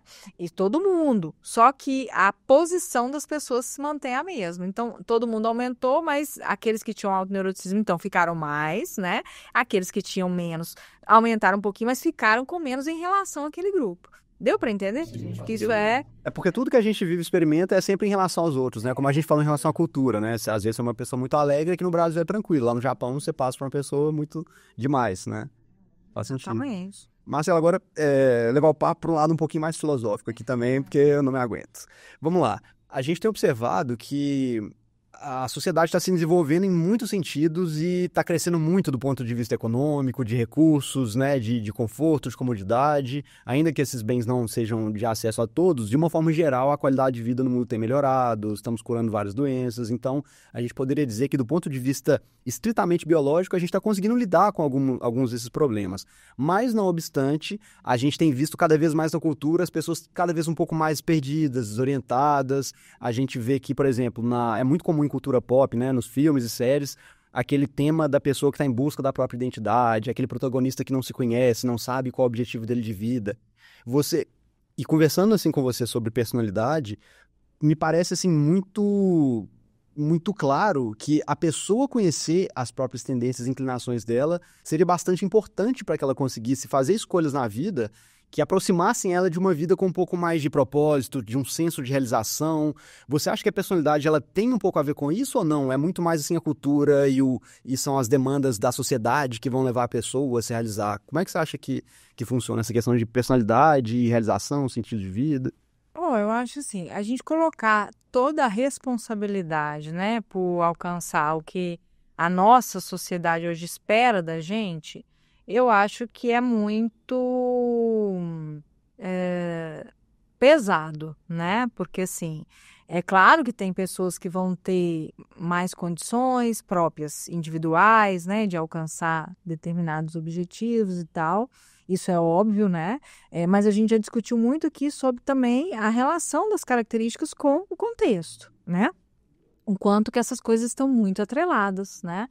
Fala muito de conscienciosidade, que é uma característica que talvez esteja recebendo muita atenção, ser muito exacerbada, né? Então, eu coloco na pessoa a responsabilidade para ela conseguir tudo aquilo e, óbvio, as pessoas que têm mais conscienciosidade, elas vão seguindo, elas vão atrás e vão conseguindo e vão realizando, talvez não sem as custas, né? Sem pensar nas consequências negativas que ela vai enfrentar por também ceder demais. Mas se a gente olhar para essa pressão que a sociedade faz, né, e pensar nas pessoas que não têm essa característica, e olhando só para a conscienciosidade, só para ficar mais concreto o exemplo, essas pessoas talvez vão se sentir mais perdidas, né? Numa sociedade que valoriza muito isso, aquela pessoa que não tem essa característica, ela pode se sentir, né, assim, completamente deslocada, essa é a palavra. Algo de errado comigo. Isso, exatamente, né? Não, então, nossa, tá tudo errado comigo. E isso pode ser um causador ali de um sofrimento, né? Uma perda de sentido na vida, porque se as pessoas estão exigindo isso e eu não dou conta disso, né? Então, assim, às vezes a pessoa fala, nossa, mas eu só faço escolhas erradas na minha vida, né? Eu nunca consigo alcançar nada e etc e tal. Talvez isso pode ter a ver com isso, né? Assim, de pensar que a pressão é demais e a característica dela não acompanha, né? O que a sociedade está demandando dela. Então, isso obviamente pode gerar uma perda de sentido, de propósito, né? Uma certa ruptura, né? Ali a gente chamaria isso de um elemento que entrou no sistema e causou entropia, né? Ou seja, causou ali uma desorganização, né? E a pessoa vai sofrendo com aquilo, vivendo com aquilo, etc e tal. Então, eu acho que, em parte, tem a ver com essa incongruência, eu vou chamar assim, né? Esse mismatch aí entre o que a sociedade espera, o que a gente tem aí, né? De expectativas sociais e culturais, enfim. E as nossas características. Mas é óbvio que tem algo que é muito cultural, que é para todo mundo, né? Então, assim, independente das minhas características e etc e tal, isso é algo que está ali pairando, perpassando, e isso pode causar um sofrimento, uma perda de propósito para muitas pessoas. Um exemplo seria a maneira como a gente é levado a se comportar nas redes sociais, né? A gente tem que criar praticamente um personagem, né? Que é... Você sabe o que é esperado de você, né? Exatamente. Então, se você cria ali um personagem, né? E todo mundo vamos dizer assim, é capaz de criar esse personagem, porque eu mostro ali, né, o que as pessoas estão querendo ver de mim, né? Então, parece que todo mundo seguia, isso. Exatamente. Só que, né, se a gente for olhar, né, a forma como isso funciona e o quão violento isso é, a gente vê que muitas daquelas pessoas, e talvez a maioria de nós, esteja de alguma forma sofrendo com aquilo, né? Perdendo propósito, não se identificando mais, não sabendo quem a gente é, né? Se sentindo uma espécie de necessidade de estar o tempo inteiro, né? Apresentando mais, né? Mostrando mais, ou melhor, ou alcançando mais, né? Mostrando uma coisa perfeita para os outros, se comparando, porque é o que a gente faz o tempo inteiro ali, né? A gente olha e fala, não, mas não tem isso, não fui nessa viagem, né? Então, assim, a gente fica pensando, eu quero fazer. E no momento que a gente está pensando que a gente quer, que a gente gostaria também, a gente está se comparando, né? Então, eu gostaria. Enfim, isso que vai criando ali um desnível, né? Entre as pessoas e a expectativa cultural. O que isso vai dar daqui a um tempo, né? Em correlação, assim, qual que é o estrago que isso vai fazer na nossa personalidade, né, no nosso senso de propósito, eu não sei, porque o que a gente sabe hoje é o contrário, né, que é a personalidade determinando um pouco as escolhas que a gente faz ali na rede social. Já tem algumas pesquisas mostrando isso, né? Tem sido bem adoecedor, né? Um dos maiores fatores de adoecimento psicológico é essa hipercomparação, essa hiperexposição, esse excesso de informação sem curadoria, né? Então a gente tem informação para todos os gostos, mas a gente não sabe no que confiar, no que levar a sério. E é complicado porque, em alguma medida, então, esse exemplo que a gente deu da comparação nas redes sociais, né? Eu preciso buscar, e a gente pode até entrar nesse assunto do perfeccionismo. Eu tenho que alcançar a perfeição estética, a perfeição na produtividade do meu trabalho, e aí, de repente, o meu colega e meu amigo de infância trabalham no escritório mais bonito que o meu, então quer dizer que eu tô pior do que ele. Então, assim, é como se fosse um grau de hiperconscienciosidade orientando e guiando todo mundo para o mesmo sentido. E aí, como você disse, as pessoas que têm esse traço, que têm também condições familiares, condições financeiras para potencializar isso, vão sair melhor. E aí se cria um problema pelo seguinte, é difícil imaginar, então, como que seria o resultado. Do ponto de vista ideal, tudo bem, a solução para isso seria, cada pessoa tem que buscar ser feliz do seu jeito. Tudo bem, mas como que você criaria, então, por exemplo, uma sociedade que vai premiar a pessoa que é desleixada, que é esquecida, que não tem horário, que não cumpre, que não entrega as coisas? É complicado esse problema. É por isso que a gente está nessa situação que a gente está, né? Porque, assim, é muito complicado esse problema, que a gente realmente valoriza algumas características mais que as outras. Isso é um fato, né, gente? Assim, embora eu falei antes aqui em algum momento, eu não lembro qual, mas falei assim, por si só, a nossa personalidade não é boa nem ruim, né? Não existe isso. Não tem personalidade boa, né? Personalidade ruim, não. A gente tem umas características mais ou menos funcionais, mais ou menos adaptativas, né? A depender do contexto e, de novo, voltando. Não existe personalidade no vácuo. Não existe traço no vácuo, né? Não existe isso. Então, a gente tem que olhar para o contexto. Agora, eu vou pensar, né, em como que a nossa sociedade cria ou quer que a gente alcance, né? E só algumas pessoas vão alcançar. Eu acho que é o princípio do que a gente vive hoje. É o princípio dessa disparidade, que alguns vão alcançar muito e a maior parte não vai alcançar aquilo, né? Então, assim, existe essa... Assim, mudar isso seria mudar quase, talvez, os nossos sistemas políticos, econômicos, né? Assim, é uma reviravolta. Sim, seria uma revolução geral, né, nesse ponto de vista. E até me ocorreu um pensamento aqui, você pode me corrigir se não fizer sentido, mas talvez hoje em dia seja a época em que a gente mais consegue, talvez, valorizar outras características e traços que às vezes não sejam tão valorizados. Porque, vamos lá, a gente criou, aí por meio de capitalismo, liberdade de mercado, esse excesso de produção e de excedente. Então, você tem pessoas que têm uma capacidade absurda de produção e acumulam um patrimônio enorme. Isso faz com que algumas pessoas tenham dinheiro extra para gastar o quê? No lazer, na diversão. E aí, então, a indústria do entretenimento, dos esportes, da cultura e da música deu um boom enorme, né? Assim, é sem precedentes na história da humanidade, sei lá, um cantor ou um esportista ser muitas vezes mais rico do que um médico, um professor, um político importante. Então, tudo bem, a gente tem uma sociedade, e aí que tá. A pessoa que é muito aberta à experiência e muito talentosa, ela é um grande artista, ela não precisa ser tão conscienciosa. O artista pode produzir um quadro por ano, vender por $5 milhões. É o talento do talento, a exceção, né? Lidar com talento é muito difícil. Mas a gente talvez tenha encontrado, assim, algumas alternativas que a gente vê hoje. Você vê o pessoal da geração passada, né? Sei lá, talvez os boomers reclamam muito. Nossa, hoje em dia as pessoas ficam ricas fazendo vídeo TikTok, a pessoa faz 2 musiquinhas aqui, tá milionária, o outro trabalha na Vale a vida inteira e não tem esse dinheiro. Como assim?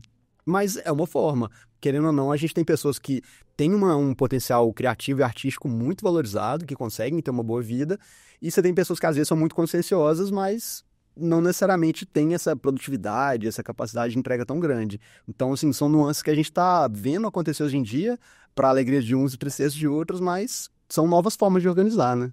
Mas assim, aí tem muita coisa que você fala muito, né? Interessante o raciocínio, o argumento, né, que você traz aí. E é muito legal pensar nisso, assim. E como que a gente compensa, então, para essas outras pessoas, né? Eu acho que, de novo, a gente cai num lugar, sem falar da mudança de sistema, da revolução, né? Que a gente poderia fazer e tal, porque eu acho que isso é o mais, talvez, utópico, né? Nesse momento aí. Mas se a gente for olhar para as pessoas, né? Como elas lidam com isso, né? Como elas poderiam lidar e tal, concordo com você. Hoje a gente tem maior aceitação da diferença, né? Então, talvez nunca antes a gente está discutindo pautas muito importantes hoje, né? A gente está tentando incorporar e ver as diferenças como diferenças, né? E não colocando valor em cima daquilo, né? Então, isso é algo extremamente positivo e neste movimento, talvez a gente possa incluir as nossas características de personalidade, que eu acho que a gente olha pouco para isso. Normalmente, quando a gente está falando de diferença, a gente está olhando para uma pessoa que tem uma orientação sexual diferente, a gente está falando de raça, a gente está falando de pessoas neurodivergentes, né? Então, a gente está tentando incorporar essas diferenças. Mas talvez a gente pode também olhar para as diferenças de traços de personalidade, né?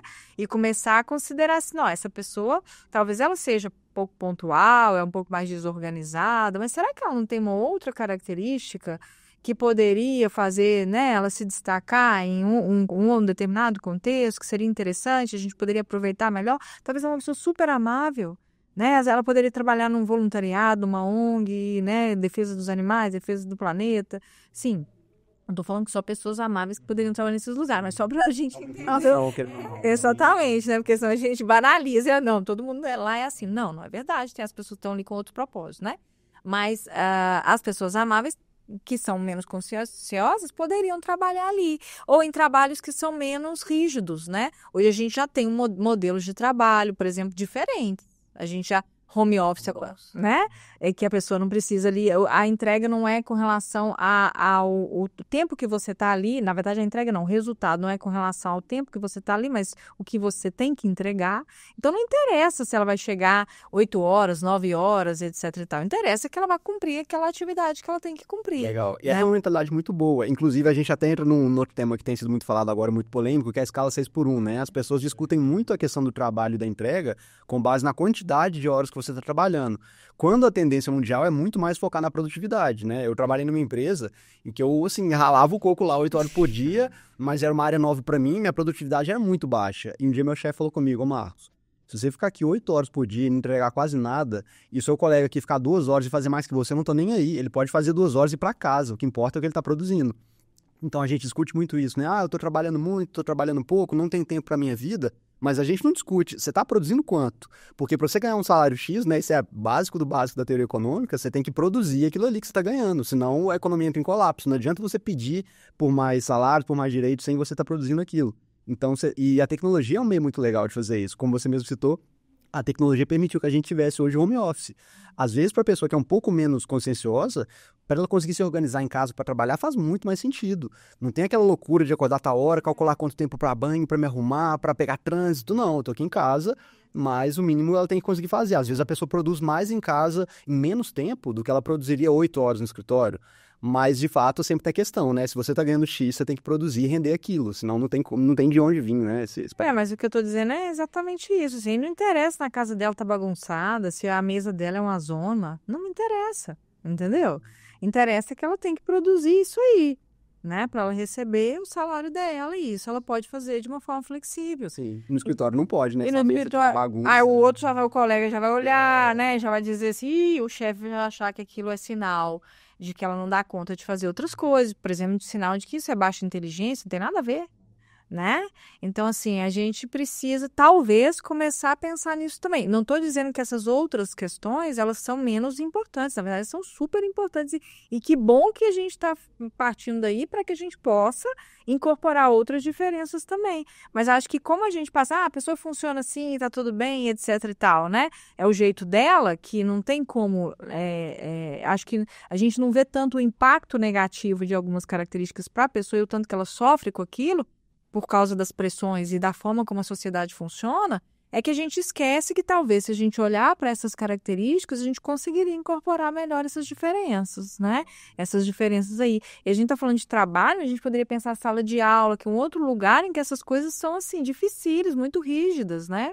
E talvez a gente tenha que, talvez, em algum nível, flexibilizar ou dar vazão, né, a outros aspectos aí da personalidade da pessoa. Escolas que estão adotando um outro modelo menos rígido, né, menos focado no resultado, em passar, ser aprovado, né, em Enem, etc e tal, talvez elas não estejam se adequando tanto àqueles pequenos cidadãos, né, que são muito conscienciosos, né, vamos pensar de novo, mas estejam abrindo espaço para que aquelas crianças que são muito abertas, né, mais amáveis, menos conscienciosas, possam se expressar também de uma outra forma. Elas Né? precisam de um ambiente um pouco mais favorável para potencializar as características delas, né? Então, Porque naquele outro não vai acontecer. vai. Se você coloca as crianças ali divididas sempre no ambiente competitivo, e não que seja inerentemente ruim, porque muito você fala hoje, a competição é ruim. Não, gente, sem competição a gente não teria nada do que a gente está vendo aqui ao nosso redor, não existiria, né? Mas existe um ambiente cooperativo também que é muito útil.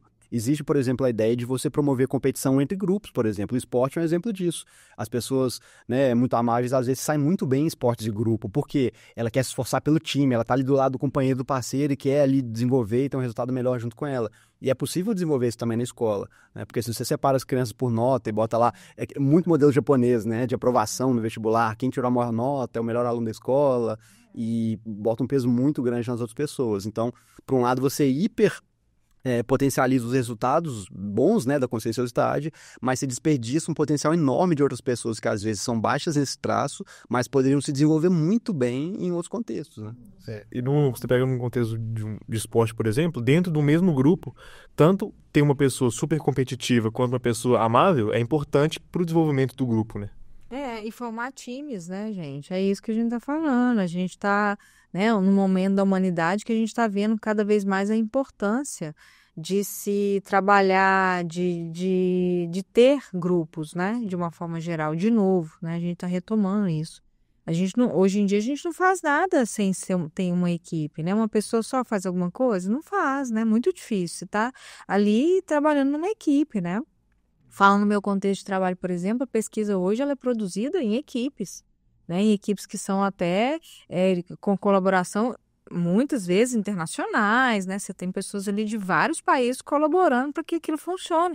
E aquelas pessoas não são iguais, aquelas pessoas na equipe, né? O que faz uma equipe ser bem-sucedida é justamente a diferença.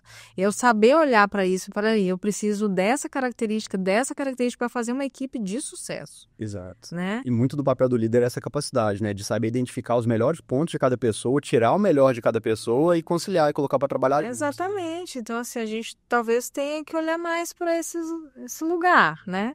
E incorporar mais isso daí no nosso fazer, né, cotidiano. Muito bom. Marcelo, uma dúvida que eu sempre tive também a respeito de personalidade é o seguinte, porque nessa tentativa louca de tentar compreender, né, assim, as variáveis que compõem o comportamento humano, você tem muita coisa que é explicada por trás de personalidade, né? Nossa, a gente falou de tantas coisas aqui já, tem obras maravilhosas também, como você deve conhecer o trabalho do professor Jonathan Haidt, tem aquele livro A Mente Moralista, as bases políticas que a gente tem são muito mais de personalidade do que de escolha, né, voluntária. Mas aí, por exemplo, a questão, por exemplo, de honestidade, ela tem a ver com personalidade? A pessoa, ela querer se safar de algo que ela fez de errado, ela não querer ser descoberta, ou ela querer, às vezes, cometer e prejudicar alguém? Porque, às vezes, quando a gente fala sobre amabilidade, o pessoal pensa, não, peraí, a pessoa que é amável é a pessoa boazinha, que é o bem de todo mundo. E a pessoa com esse traço baixo é a pessoa má, que quer prejudicar os outros. Mas não é necessariamente isso, né? Não, porque assim, honestidade não aparece como traço grande, né? Nesse modelo que a gente está discutindo aqui, que é o dos 5 traços e tal, né? E ele aparece em outros modelos de personalidade, traços de personalidade. Não é algo que aparece tão vividamente em todas as culturas dessa forma, né? Como levantado ali em algumas culturas, principalmente assim nas culturas ocidentais, mas mais de língua inglesa, né? Que aparece muito aí também a honestidade. Mas se a gente for olhar para a honestidade, talvez ela tenha muito mais a ver. Ela é uma interação entre características, né? Então, se a gente pensar assim. Pode ter alguma coisa de amabilidade, mas tem de conscienciosidade também. Porque lembra que eu falei do senso de dever? Que o consciencioso tem muito senso de dever, ele tem muita dificuldade de violar algo que é considerado correto, né? Então tem aquela retidão. Estava tentando lembrar como é em português, estava lembrando só em inglês. Mas aquela retidão, né? Talvez o oposto disso seja... Né? A retidão tem associado com honestidade, o oposto seja isso, que é a desonestidade, né? Que talvez por aí, né? Então, eu acho que tem mais a ver com a conscienciosidade, com o aspecto de conscienciosidade, né? Do que com a amabilidade, por exemplo. Entendi. Né? E aí podem ter fatores que vão, assim, pesar nessa equação, né? Então, por exemplo, se a pessoa já tiver a conscienciosidade muito baixa, às vezes ela tem uma motivação e tem um valor muito grande em algo que ela quer fazer e ainda tem amabilidade baixa, isso pode potencializar essa capacidade. Olha, eu vou fazer o que é melhor para mim, né? Amabilidade, eu não vou seguir as regras e vou fazer o que eu tiver que fazer para chegar lá. Aí aparece aquela característica que a gente vê isso, né? Que às vezes a pessoa que quer tirar vantagem, proveito dos outros, né? Que também tem esse aspecto aí, né? Então, eu preciso não me importar tanto com as pessoas para eu querer tirar proveito das pessoas, né? Porque senão não tem condição. Colocado dessa forma, assim, isso pode ser algo que leva a pessoa a fazer coisas negativas, mas também a amabilidade um pouco mais baixa, ela pode ter um aspecto positivo que é, olha, eu quero me superar, eu quero me provar, eu quero fazer melhor do que a pessoa, não que eu quero prejudicar essa pessoa, mas eu quero ver o quão bom eu consigo ser. Então, assim, o esporte é um exemplo maravilhoso disso, né?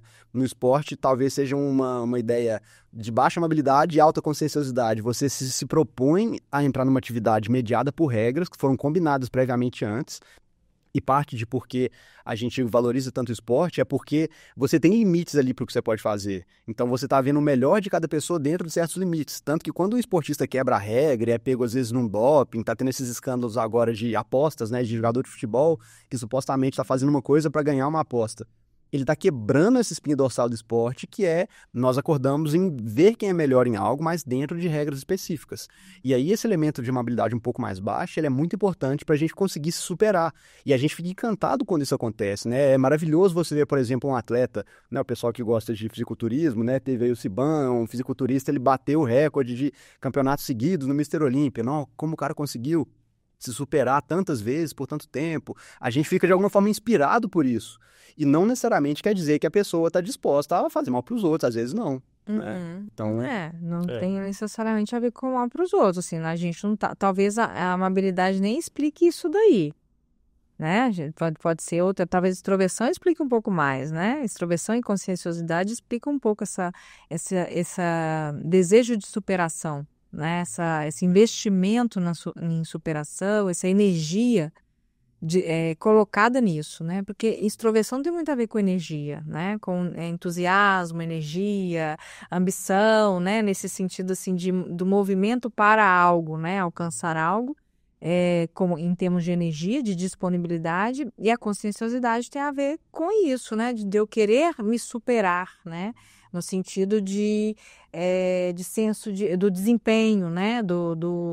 De disciplina, né? Então, talvez tenha mais a ver com conscienciosidade e extroversão juntas, né?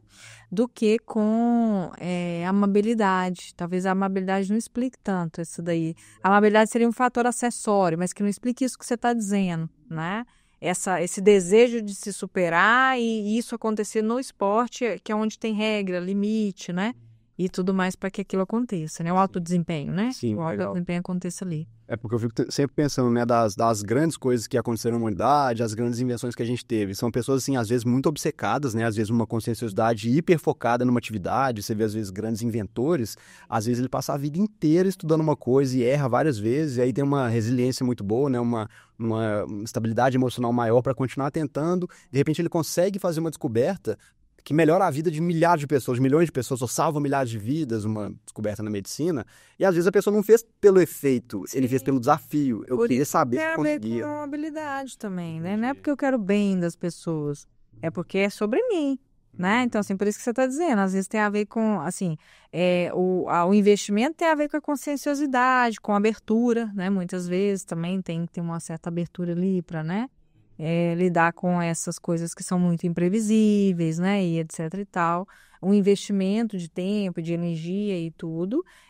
Então, a amabilidade pode dizer se a motivação dele era para ajudar o próximo ou não, né? A motivação pode estar a ver, então, com esse traço. Isso, não, mas não para o investimento que ele teve ali, entendeu? É isso que eu tô querendo dizer. Você vê que legal, né? A gente passa por vários assuntos, todos eles a gente consegue relacionar com a personalidade, tudo tem a ver, né, com uma combinação de traços ou de motivações que a gente tem. Por isso que eu sou apaixonado com esse assunto. Eu sou suspeito também. Marcelo, um outro tema muito interessante que dá pra gente analisar com base na personalidade são as relações afetivas, né? Relacionamento humano, né? A gente tem aí o clichê, né, dos opostos se atraem, a gente tem gente que fala que não, que quando as pessoas são muito diferentes brigam muito. Na sua experiência, quais são, assim, as dificuldades maiores que as pessoas têm, assim, para relacionamento humano, afetivo, com base na personalidade? Quando a gente pensa em relacionamentos românticos, né? Porque daí, né, é um aspecto muito específico das nossas relações, o que as pesquisas apontam é o contrário dessa crença popular, né? De que os opostos se atraem. Na verdade, não é bem isso. Os opostos podem até se atrair, né? Eu posso me atrair para uma pessoa diferente, mas são semelhantes que ficam juntos, que acabam se mantendo na relação. Isso com estudos mostrando que pessoas que têm características mais semelhantes entre si, né? Elas tendem a ter relacionamentos mais estáveis. Né? Isso aí é um ponto. Isso quebra o senso comum, né? Mas nesse sentido de que eu posso me atrair para alguém diferente, mas aquilo vai ser uma relação casual, aquilo vai durar um tempo menor, mas aqueles que se mantêm mais tempo, né? São pessoas que têm características mais parecidas. E ainda mais, algumas características são talvez mais importantes que outras, né? Então, por exemplo, extroversão é uma característica muito importante em manter as pessoas juntas, né? Porque se eu tô com um parceiro, uma parceira, né? Que tem um nível de extroversão muito diferente do meu, é muito difícil conciliar. Muito difícil, né? Porque um tá querendo, né, sair todo dia, ver as pessoas, encontrar, receber, pular de não sei o que, tirolesa, né? Não adianta ir casualmente. Você não vai terminar meu livro aqui, me deixa quieto. Né? Então, assim, para você conseguir manter, mas aí o interessante seria isso, assim, porque beleza, assim, se a gente fizer uma análise rápida, essas pessoas poderiam se atrair, porque não tem nada a ver, atração passa por outro lugar, elas se atraem, né? Não é simplesmente pela personalidade, né? Mas eu penso que às vezes pode ter a ver com justamente isso. Às vezes o que te atrai é o que te falta, né? Às vezes você vê uma qualidade que você não tem, muito bem equilibrada ali, bem trabalhada, você fala, nossa, que coisa linda, né? A pessoa conseguir ser assim, fazer aquilo, você fica encantado. E você fica encantado, assim, por ver a pessoa, nossa, mas essa pessoa... Nossa, olha que energia que ela tem, né? É uma energia boa, uma energia vibrante, positiva. Então, isso te atrai, pode te atrair. Mas o que eu estou dizendo é que isso talvez não mantenha as pessoas juntas. Porque chega um ponto ali que aí vem outros elementos da relação, que é aquela paixão, né? O amor é cego, que na verdade não é o amor é cego, é a paixão que é cega, né? A gente passa daquela fase, isso se transforma, né? Isso se modifica. E a gente já não dá conta mais no dia a dia, né, de sustentar aquela diferença. Porque sustentar essa diferença no dia a dia é muito difícil, né, gente? Exatamente. Assim, não é uma coisa trivial, né? Você tem que ficar negociando o tempo inteiro com a pessoa, né? Porque você quer ler um livro, igual alguém falou, eu não sei se foi o Arthur ou o Marcos, mas assim, sabe, alguém quer ler o livro e o outro quer o tempo inteiro sair de casa. É complicado. Né? Porque às vezes o que acontece é que a gente às vezes admira uma coisa, mas a gente admira o resultado final, o efeito da coisa. Mas a gente não quer passar pelo que é preciso para chegar lá. É muito comum você ver pessoas falando assim, né? Às vezes você é fã de esporte, então, nossa, eu daria a vida para jogar basquete com esse cara. Na verdade, não. Não. Você acha bonito o resultado de um trabalho de uma vida dedicada a um esporte, com talento, mas você não ia querer ficar treinando todo dia, fazendo sacrifício todo, a parte física, alimentação. Às vezes não tem a ver com você esse tipo de sacrifício. Mas você acha bonito o resultado, isso é muito normal. E isso, então, eu posso, né, exatamente, eu posso achar maravilhoso uma pessoa extrovertida, né? Mas manter uma relação envolve outras coisas, né? Que não só achar isso, admirar e achar isso bonito, né? Eu tenho que ser capaz, que é o que eu estou dizendo, de sustentar aquilo no dia a dia, né? Sustentar essa diferença no dia a dia, ser capaz de abrir mão, muitas vezes, né? Disso daí, não, agora eu queria ler, mas eu tô lá, indo com a pessoa, né? E ver pular de um bungee jump, ou fazer uma aventura radical, uma viagem radical. No começo dá, mas depois, quando vai passando o tempo... É aquela coisa, no começo da relação, todo mundo é mais ou menos perfeito, né? Se eu conseguir fazer uma força pra... Eu costumo dizer assim, que a gente tem uma tendência natural de se comportar próximo dos nossos traços. E que dá pra você dar uma flexibilizada e uma forçadinha, assim, nessa tendência natural pra um lado ou pro outro. Mas é como se fosse uma mola. Você tem, assim, a sua mola ali fixada no seu padrão. Se você forçar muito, você não vai aguentar por muito aí. Quando você soltar, volta, assim, de um jeito que às vezes, né, machuca e não é por aí. Isso é uma verdade, assim, se a gente olhar, a pessoa consegue, vamos dizer assim, ser diferente, né, do traço dela ali por um tempo. Ela consegue isso. Isso a gente consegue o tempo inteiro. Às vezes eu estou numa entrevista de emprego e eu consigo me manter numa pose ali, naquela 1 hora, sei lá, da entrevista de emprego, ou coisas assim, né? Eu entro num ambiente novo, por exemplo, estou lá conhecendo a família, né, de uma pessoa com que eu estou me relacionando e consigo fazer uma pose assim, e tal, que não sei o quê. Isso, a gente sabe que isso não dura, né? A gente não consegue porque é muito desconfortável manter, na verdade, o dispêndio de energia que existe para a gente se manter sendo alguém que a gente não é, fora da nossa zona ali, né? Não, nem vou falar zona de conforto, porque senão as pessoas vão entender errado, mas na nossa zona de traço, né? Que orbita ali no nosso traço, a gente volta para aquele lugar, a gente precisa voltar, porque isso é adoecedor. Eu ficar muito tempo, né, mantendo um personagem, quer manter um personagem, mesmo que seja de 1 hora, 2 horas, né? Eu tô mantendo um personagem, é muito difícil pra gente. Então, é um dispêndio de energia gigante, ninguém dá conta disso, né? Isso leva a gente à ruptura mental, assim, a gente não aguenta, né? Você vê isso muito, por exemplo, às vezes no trabalho, né? Quando a pessoa ela tá, às vezes, fazendo um trabalho, uma ocupação que não tem muito a ver com o perfil dela, ou ela não tá conseguindo... Vamos lá, vamos supor que se você tiver ali num trabalho que ele está alinhado com as suas capacidades, os seus traços de personalidade, as suas facilidades comportamentais, ele esteja dentro da sua capacidade de inteligência, que é uma zona ali tranquila para você, e você tem ali um estudo, um conhecimento técnico, uma experiência na área, a tendência de você ter um sucesso naquele trabalho é muito grande. Mas você vê que muita gente está trabalhando com algo que não está encaixado ali em algum grau com quem a pessoa é. Ela faz uma força muito grande, chega em casa exausta, chega cansada. Eu já me senti assim.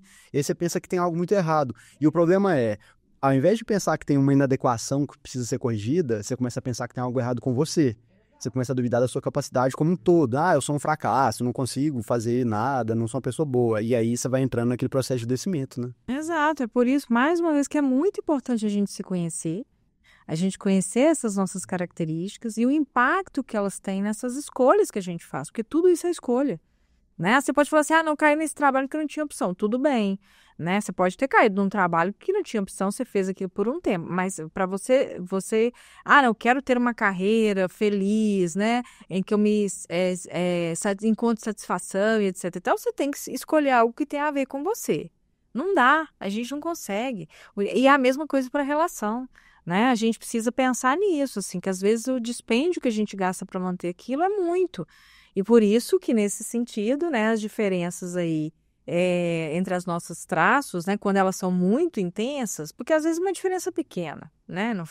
Mas às vezes elas são tão grandes que com o passar do tempo você fica vendo, nossa, igual você falou, eu admiro e tal, mas não dou conta. Não dou conta daquilo. Vira uma angústia, né? Vira uma angústia. É muito comum em relacionamento, assim, você vê a pessoa falar assim, olha, existe uma dimensão de amizade dentro de um casamento, né? Ah, eu me casei com o meu melhor amigo.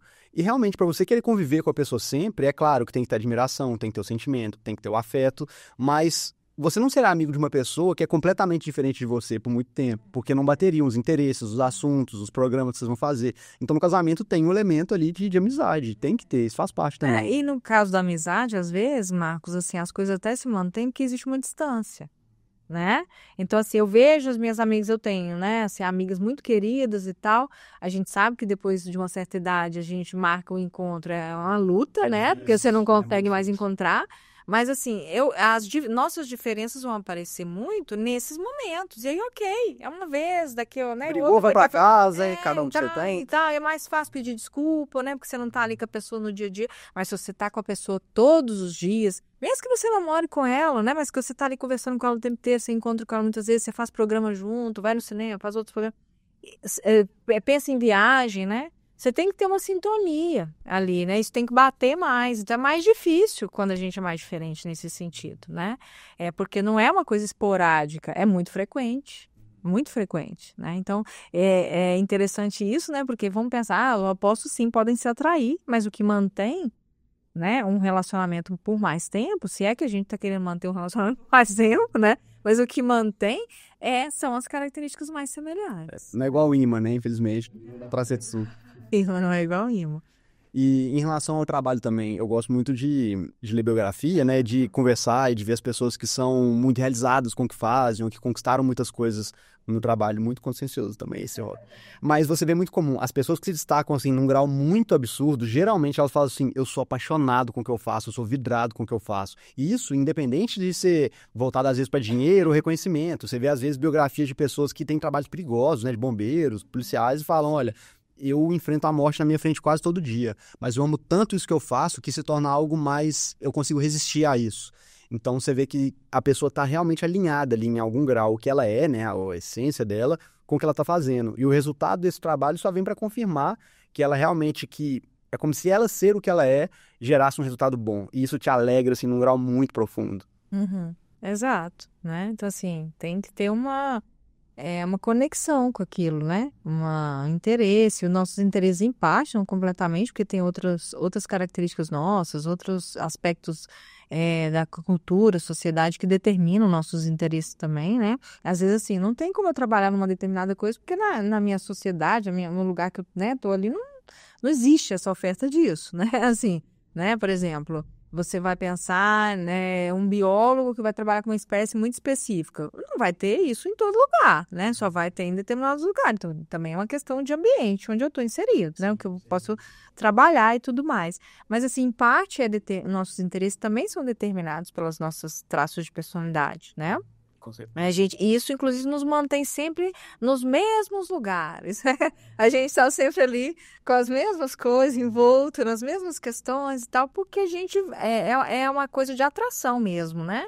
Eu vou ser atraída por ambientes que vão reforçar o meu traço, né? Eu vou sempre me atrair. Assim, eu posso até explorar outros, mas talvez eu me mantenha, né, nos ambientes que vão reforçar. Faz um condicionamento ali nesse sentido, é um condicionamento, né? Eu vou ficando ali. E sabe qual que é o impacto disso? Eu vou ficando cada vez mais resistente à mudança, né? Porque aquele ambiente me informa que tá tudo bem, porque eu sou compatível com o meu traço. Eu busquei de acordo com o meu traço, né? Eu me mantenho ali porque eu tenho recompensa, eu sou reforçada e etc e tal. E aquilo ali me dá a impressão de que não preciso mudar, né? Assim, é quase como se eu vivesse uma bolha, né? A gente fala de redes sociais aí, etc e tal. Então, é quase como se eu vivesse numa bolha, né? Para mim, as características é muito confortável. Então, isso vai mantendo a nossa personalidade. É praticamente um processo natural que acontece, né? A gente é atraído, assim, naturalmente por algo que ressoa com algo que está em nós.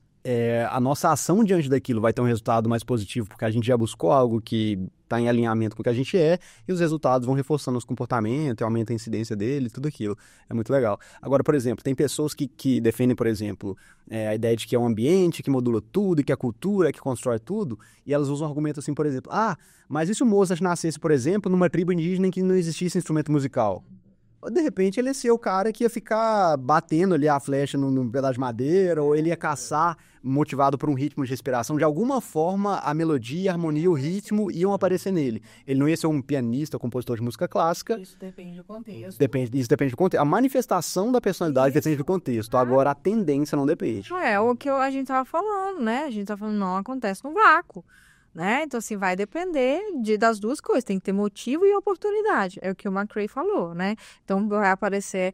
Daquele jeitinho vai aparecer só né, porque teve as duas coisas, né? Senão isso vai aparecer de uma outra forma. Se você tem um traço, aquele mesmo traço, mas em outro ambiente, isso vai aparecer, mas vai aparecer da maneira com qual aquele ambiente consegue comportar, né? Assim, permitir a expressão. E se você pega, por exemplo, traços de personalidade muito disfuncionais, que a gente estava falando... Traços patológicos. Sim. Isso vai desencadear um transtorno de personalidade, por exemplo? Ou não é sempre assim? Hoje em dia a gente sabe que os traços patológicos estão no cerne do transtorno de personalidade, dos transtornos da personalidade, com certeza, né? Então a gente tem aí os extremos, que a gente diz, né? De alguns desses 5 traços que a gente estava falando já estão bem mapeados, eles hoje fazem parte dos modelos de diagnósticos para transtornos da personalidade, tanto do DSM-5, né, que é um manual muito conhecido aqui no Brasil, né, as pessoas usam muito, quanto da CID-11, que é a versão mais recente, né, da Classificação Internacional de Doenças, que já incorpora uma visão completamente dimensional dos transtornos da personalidade, porque o DSM-5 ainda é meio híbrido, né? O DSM-5-TR, a versão mais recente. Mas a CID-11 é completamente dimensional e já traz esses traços patológicos. Esses 5 traços são 5 traços patológicos, né? Que tem uma correspondência com extremos dos traços que a gente estava conversando ali, do Big Five. E aí, cada transtorno de personalidade específico vão ter combinações... legal. Exatamente. Um transtorno de personalidade social, por exemplo, imagino uma mobilidade seria mais baixa, uma coisa... Alta desinibição, baixa amabilidade, que eles chamam de antagonismo, né?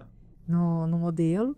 Então, já... a gente estava conversando aqui, né, nos bastidores antes, mas isso é legal de pensar que todo esse movimento na psicopatologia, que hoje a gente vê, né, é a incorporação de uma tendência a pensar em dimensionalidade, menos em categoria, né? Então, a gente pode citar o Hightop, mas a gente pode pensar também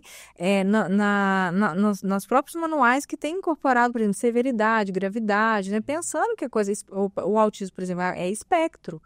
Né? Então, isso traz a dimensionalidade, né? E não mais a ideia de categorias tão fechadas. Isso tudo, no caso dos transtornos da personalidade, isso veio do movimento com o Big Five, com os 5 fatores, com os 5 traços. Né? Então, isso daí é uma continuidade, né? Meio natural, vamos dizer assim, né? Dos estudos que estavam sendo feitos ali com o Big Five. Um avanço, né? Que foi possibilitado porque a gente tem esse consenso que são os 5 traços, né? Então, Marcelo, a gente pode dizer, então, que a patologia, ela vem, às vezes, de um traço que está num extremo muito grande, e isso se torna um pouco disfuncional, e a gente percebe isso como uma patologia? Ou tem uma causa neurológica, biológica também? Não, aí depende, né? A gente não está falando que é só o traço que vai, né? Que vai levar a uma patologia. Inclusive, a gente estava falando de traços, de transtornos da personalidade, né? Que aí é mais nichado, né? Menos. Isso, é um jeito de ser, né? O que é um transtorno da personalidade? É um jeito de ser da pessoa, né? Inclusive, a pessoa nem reconhece que ela tem, né? Egocintônico, né? Ela se vai ver, eu sou são precisando de problema, né? Eu não sou... Eu não ia usar egocintônico, mas que bom que você usou. Então, tem aí essa parte, né, que é muito importante. Então, assim, isso é o jeito de ser dela, funciona assim, só que aquele jeito de ser dela, né, tem características que tornam, o funcionamento prejudicial, né, leva a prejuízos ocupacionais, econômicos, para a pessoa, né, que eu tô falando financeiros, econômicos, financeiros. E relacionais e tal, todos esses prejuízos que a gente sabe, mais a rigidez, a inflexibilidade e a estabilidade desse funcionamento ao longo do ciclo vital. É isso que define um transtorno da personalidade. Mas é claro que outros transtornos, né? A gente está falando, por exemplo, num transtorno de desenvolvimento intelectual, né? A gente sabe que tem causas ali genéticas, biológicas muito bem mapeadas. Né? Então, a gente sabe isso, até outros transtornos de neurodesenvolvimento, a gente sabe também que tem causas ali, né, que não tem, assim, nada a ver, a princípio, né, com personalidade, talvez a personalidade interaja aí de uma outra maneira, né, dando também as diferenças que existem entre perfis de pessoas com aquele mesmo diagnóstico, né, então eu tenho uma pessoa com TDAH com um perfil de personalidade, eu tenho uma pessoa com TDAH com outro perfil de personalidade, a gente provavelmente vai ser desfechos diferentes, de prognósticos diferentes, né? Intervenções diferentes, exatamente, né? Legal. Então, um profissional ele tem que conseguir integrar essas duas partes, né? Ele tem que conhecer a parte neurológica e biológica muito bem para saber identificar o transtorno, intervir, mas tem que saber personalizar o tratamento também de acordo com a pessoa. Senão... Não, isso seria o ideal, né? Se a gente está falando aqui do ideal, né? Se a pessoa entender de tudo isso aí, realmente seria um profissional mais diferenciado, né? Marcela, falando mais um pouquinho então de extremos, vamos falar um pouquinho de perfeccionismo. O perfeccionismo, ele é um extremo da conscienciosidade ou ele é uma dimensão diferente? Então, isso daí é muito interessante, Marcos, porque, assim, conscienciosidade tem a ver com perfeccionismo. Isso, assim, tem um meta-análise, né, mostrando que os dois traços de personalidade que a gente está discutindo até então, neuroticismo e conscienciosidade, são aqueles que estão mais associados ao perfeccionismo. Tá? Mais fortemente associados. Isso compilando estudos vários, né? Que é uma característica de uma meta-análise, né? Então, a gente tem evidências consistentes dessa relação. Só que são poucos os estudos longitudinais para a gente poder saber se existe uma relação de causalidade, né? Então, eu estou dizendo assim, ó, conscienciosidade alta vai levar, é a causa, né? É a causa de um autoperfeccionismo. Não sei, a gente não poderia dizer isso baseado nos dados de pesquisa que a gente tem hoje, mas tem uma relação, a conscienciosidade com certeza antecede o perfeccionismo, né? Não é a único determinante. A gente tem também muita clareza que ambientes em que a pessoa está inserida, criada, né, e etc., tem um impacto muito importante no desenvolvimento do perfeccionismo, que não é um traço, né? O perfeccionismo não é um traço, ele aparece nos modelos de traços patológicos, né, que a gente estava falando aqui, como uma característica, mas um aspecto do perfeccionismo aparece nesses modelos de traço patológico, né? Então, o perfeccionismo é mais do que isso, né? Tem um campo inteiro de estudos só dedicado ao perfeccionismo, né? Independente, né, dos estudos que a gente está discutindo aqui agora, né, ou discutiu aqui agora, das pesquisas, mas a gente sabe que existe uma interação entre os traços e o ambiente para o desfecho perfeccionismo. Ah, entendi. Aí eu vou até, assim, chute total, mas um ambiente que favorece muito a perfeição, favorece muito os resultados, muito bem delimitados. Eu penso, na hora vem a ideia da cultura japonesa. Eles são uma cultura que favorece um pouco o perfeccionismo. Faz sentido? Assim, acho que como cultura, se a gente for pensar em cultura, talvez sim, né?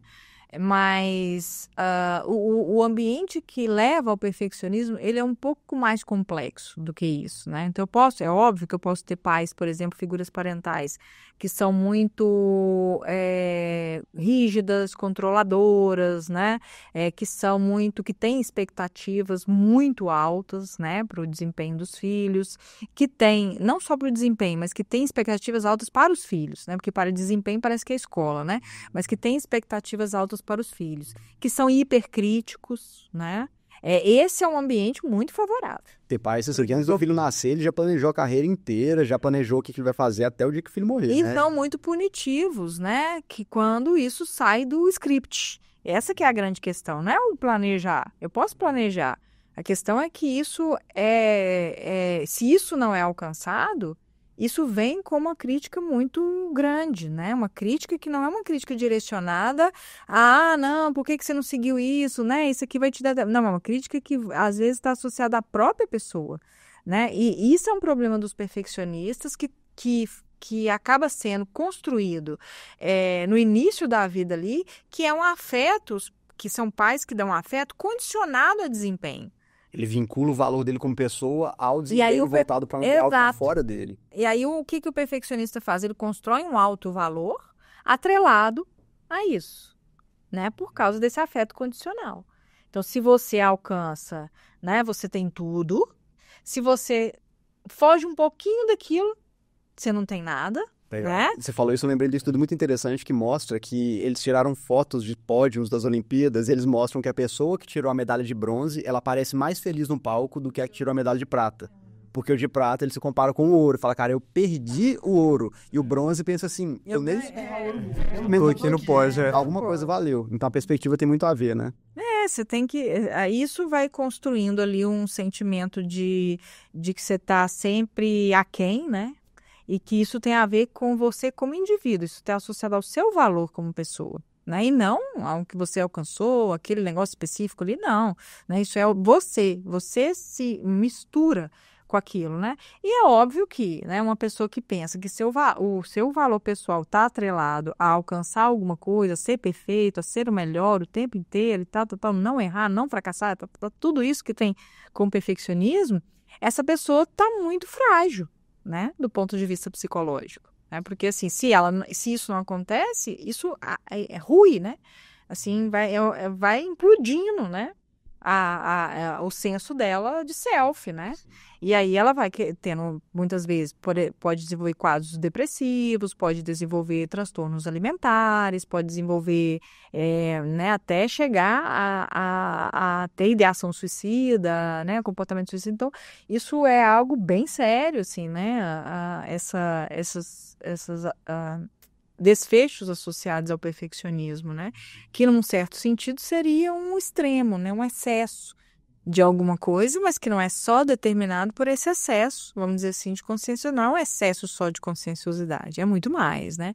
Porque tem um conjunto ali de crenças, de aspectos relacionais que fogem ao que a conscienciosidade nos ajuda a explicar e entender. Ele é como se fosse um metatraço, então. Ele é um traço que é composto por várias outras variáveis. Ele tem um aspecto um pouco ambíguo, às vezes, parece, porque você disse, né? A pessoa se torna um pouco frágil emocionalmente, quando ela fica muito fixada no perfeccionismo.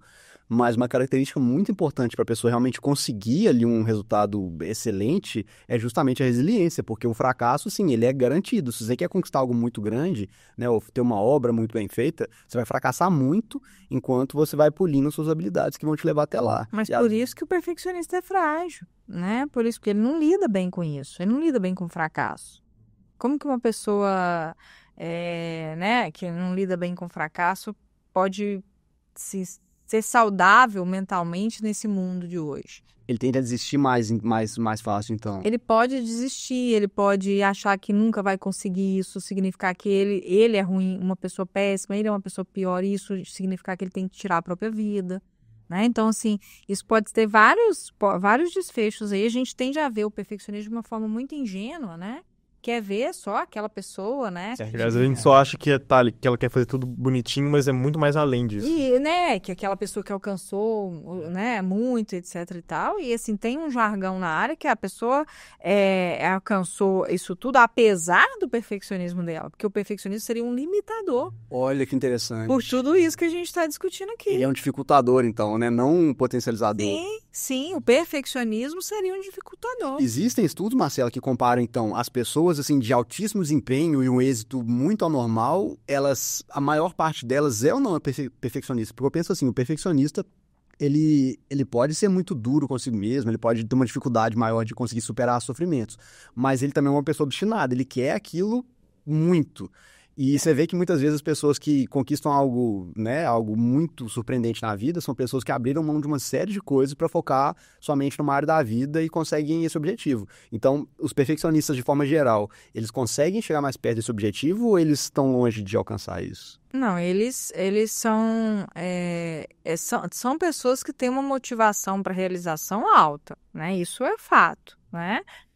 Então, esse ponto é importante para onde ele vai chegar, né? Então, eles querem realizar muito e tal. São pessoas que podem ter, né, alta performance, que é o que a gente está falando aqui. E aí eu não estou falando só de esporte, eu estou falando alto desempenho em vários campos, né? Em várias esferas da vida.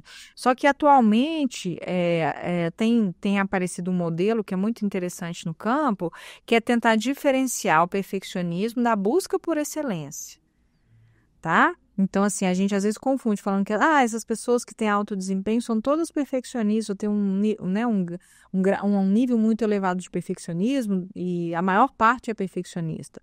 Na verdade, o que a gente está tentando entender é, será que elas são mesmo só perfeccionistas ou tem dentre essas pessoas que têm altíssimo desempenho, muitas pessoas que têm esse altíssimo desempenho, mas porque tem uma busca por excelência muito elevada. Mas elas não seriam perfeccionistas. Então o perfeccionismo e a busca por excelência são coisas diferentes. São coisas diferentes. São coisas diferentes, né? E tem um modelo que chama MAP, né? Modelo Excelentismo e Perfeccionismo, que tem tentado diferenciar essas duas coisas. É um modelo muito novo. A primeira publicação dele, assim, né? Na literatura científica, se não me engano, ela é de 2018, né? 2019, e isso é muito novo. Assim, olhando de fora, assim, não leio completo nesse assunto, né? Mas me parece, então, que o perfeccionista, ele tem um jeito específico de buscar por excelência. Talvez um jeito mais rígido, um jeito mais... Só tem um jeito de chegar ao sucesso. Ele não consegue partir daquilo. Ele é rígido, ele é inflexível, ele tem uma hipercrítica, muito autocrítica, né? É muito elevada, tá? Coisa que um excelentista não tem. Porque não é uma questão de crítica. Todo mundo vivencia crítica, e mesmo as pessoas, né, que estão assim, ó, não tem nada a ver com perfeccionismo, vão receber críticas, vão se criticar. A questão é que a crítica é muito excessiva, ela é muito, não se associa tão bem ao tipo de erro que a pessoa teve. Às vezes a pessoa tem um erro que não tem consequência nenhuma e aquilo já é o fim do mundo para o perfeccionista, né? Então, assim, essa associação ela é importante também. Então, assim, não é só sobre a busca por excelência é uma parte do perfeccionismo, porque perfeccionistas buscam por excelência. Mas a pessoa que busca só por excelência, ela não vai chegar ao perfeccionismo. Ela não precisa chegar ao perfeccionismo, mas o perfeccionismo vai passar pela busca por excelência. Parece que o perfeccionista, então, ele talvez tenha um pouco menos abertura à experiência, o neuroticismo um pouco maior. O neuroticismo é mais alto, mas a abertura não tem a associação. Não tem associação. Não. A rigidez aí talvez venha da conscienciosidade, né? É uma rigidez que vem da dificuldade de abrir mão de um jeito certo de fazer, né? Entendi. Muito interessante. Nossa. É. Papo bom, né, cara? Papo grande, a gente poderia ficar horas aqui. Infelizmente, a gente tá um pouquinho sem tempo. Marcela, eu queria te fazer uma última pergunta, então, pra gente poder fechar. O conhecimento que a gente tem do comportamento humano, estudando psicologia e tentando entender um pouco mais ali por meio da ciência, é algo que nos encanta, né? É algo que melhora muito, assim, a nossa capacidade de autocompreensão, de perceber as pessoas, de lidar com elas. Então, você tem, assim, uma gama de conhecimento muito ampla. Mas se fosse deixar para todo mundo que está aqui te ouvindo, se você fosse, assim, condensar ou resumir toda a sua experiência numa ideia nuclear, numa ideia que você considerasse uma ideia muito importante que você gostaria de passar para as pessoas, qual ideia, qual pensamento seria esse que você gostaria de deixar? Olha, eu acho que pensando em tudo que a gente falou, eu incentivaria os profissionais da psicologia e de áreas de saúde, né, a tentarem entender um pouco mais sobre a personalidade, porque isso parece que é intuitivo, é óbvio, mas não, né? Então nem todo mundo conhece, e eu não estou dizendo para você se tornar um especialista nisso, mas eu acho que olhar para isso seria um ponto importante, né? E para as pessoas que são leigas no assunto, né, que estão ouvindo, que estão tentando entender isso, eu acho que a mensagem é busque se conhecer, né?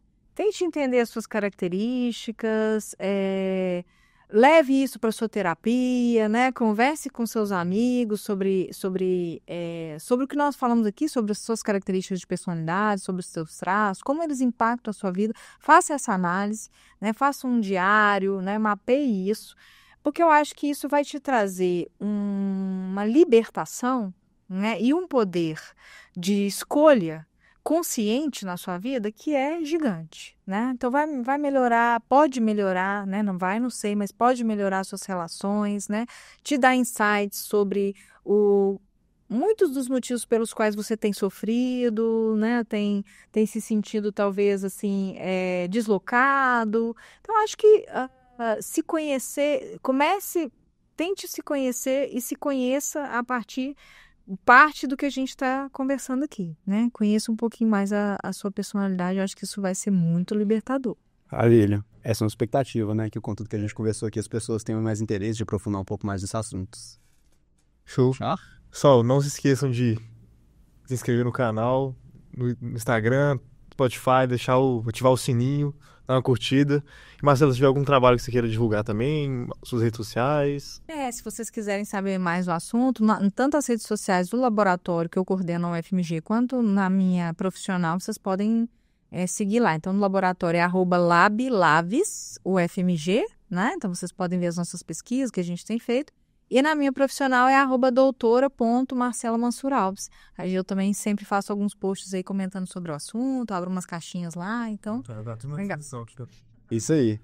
Pessoal, então, muito obrigado pela companhia de vocês. Foi um episódio maravilhoso. Agradecer muito a Marcela pela presença, pela disponibilidade de estar aqui com a gente. Foi uma satisfação enorme e depois vamos conversar mais, porque esse assunto, assim, ele não...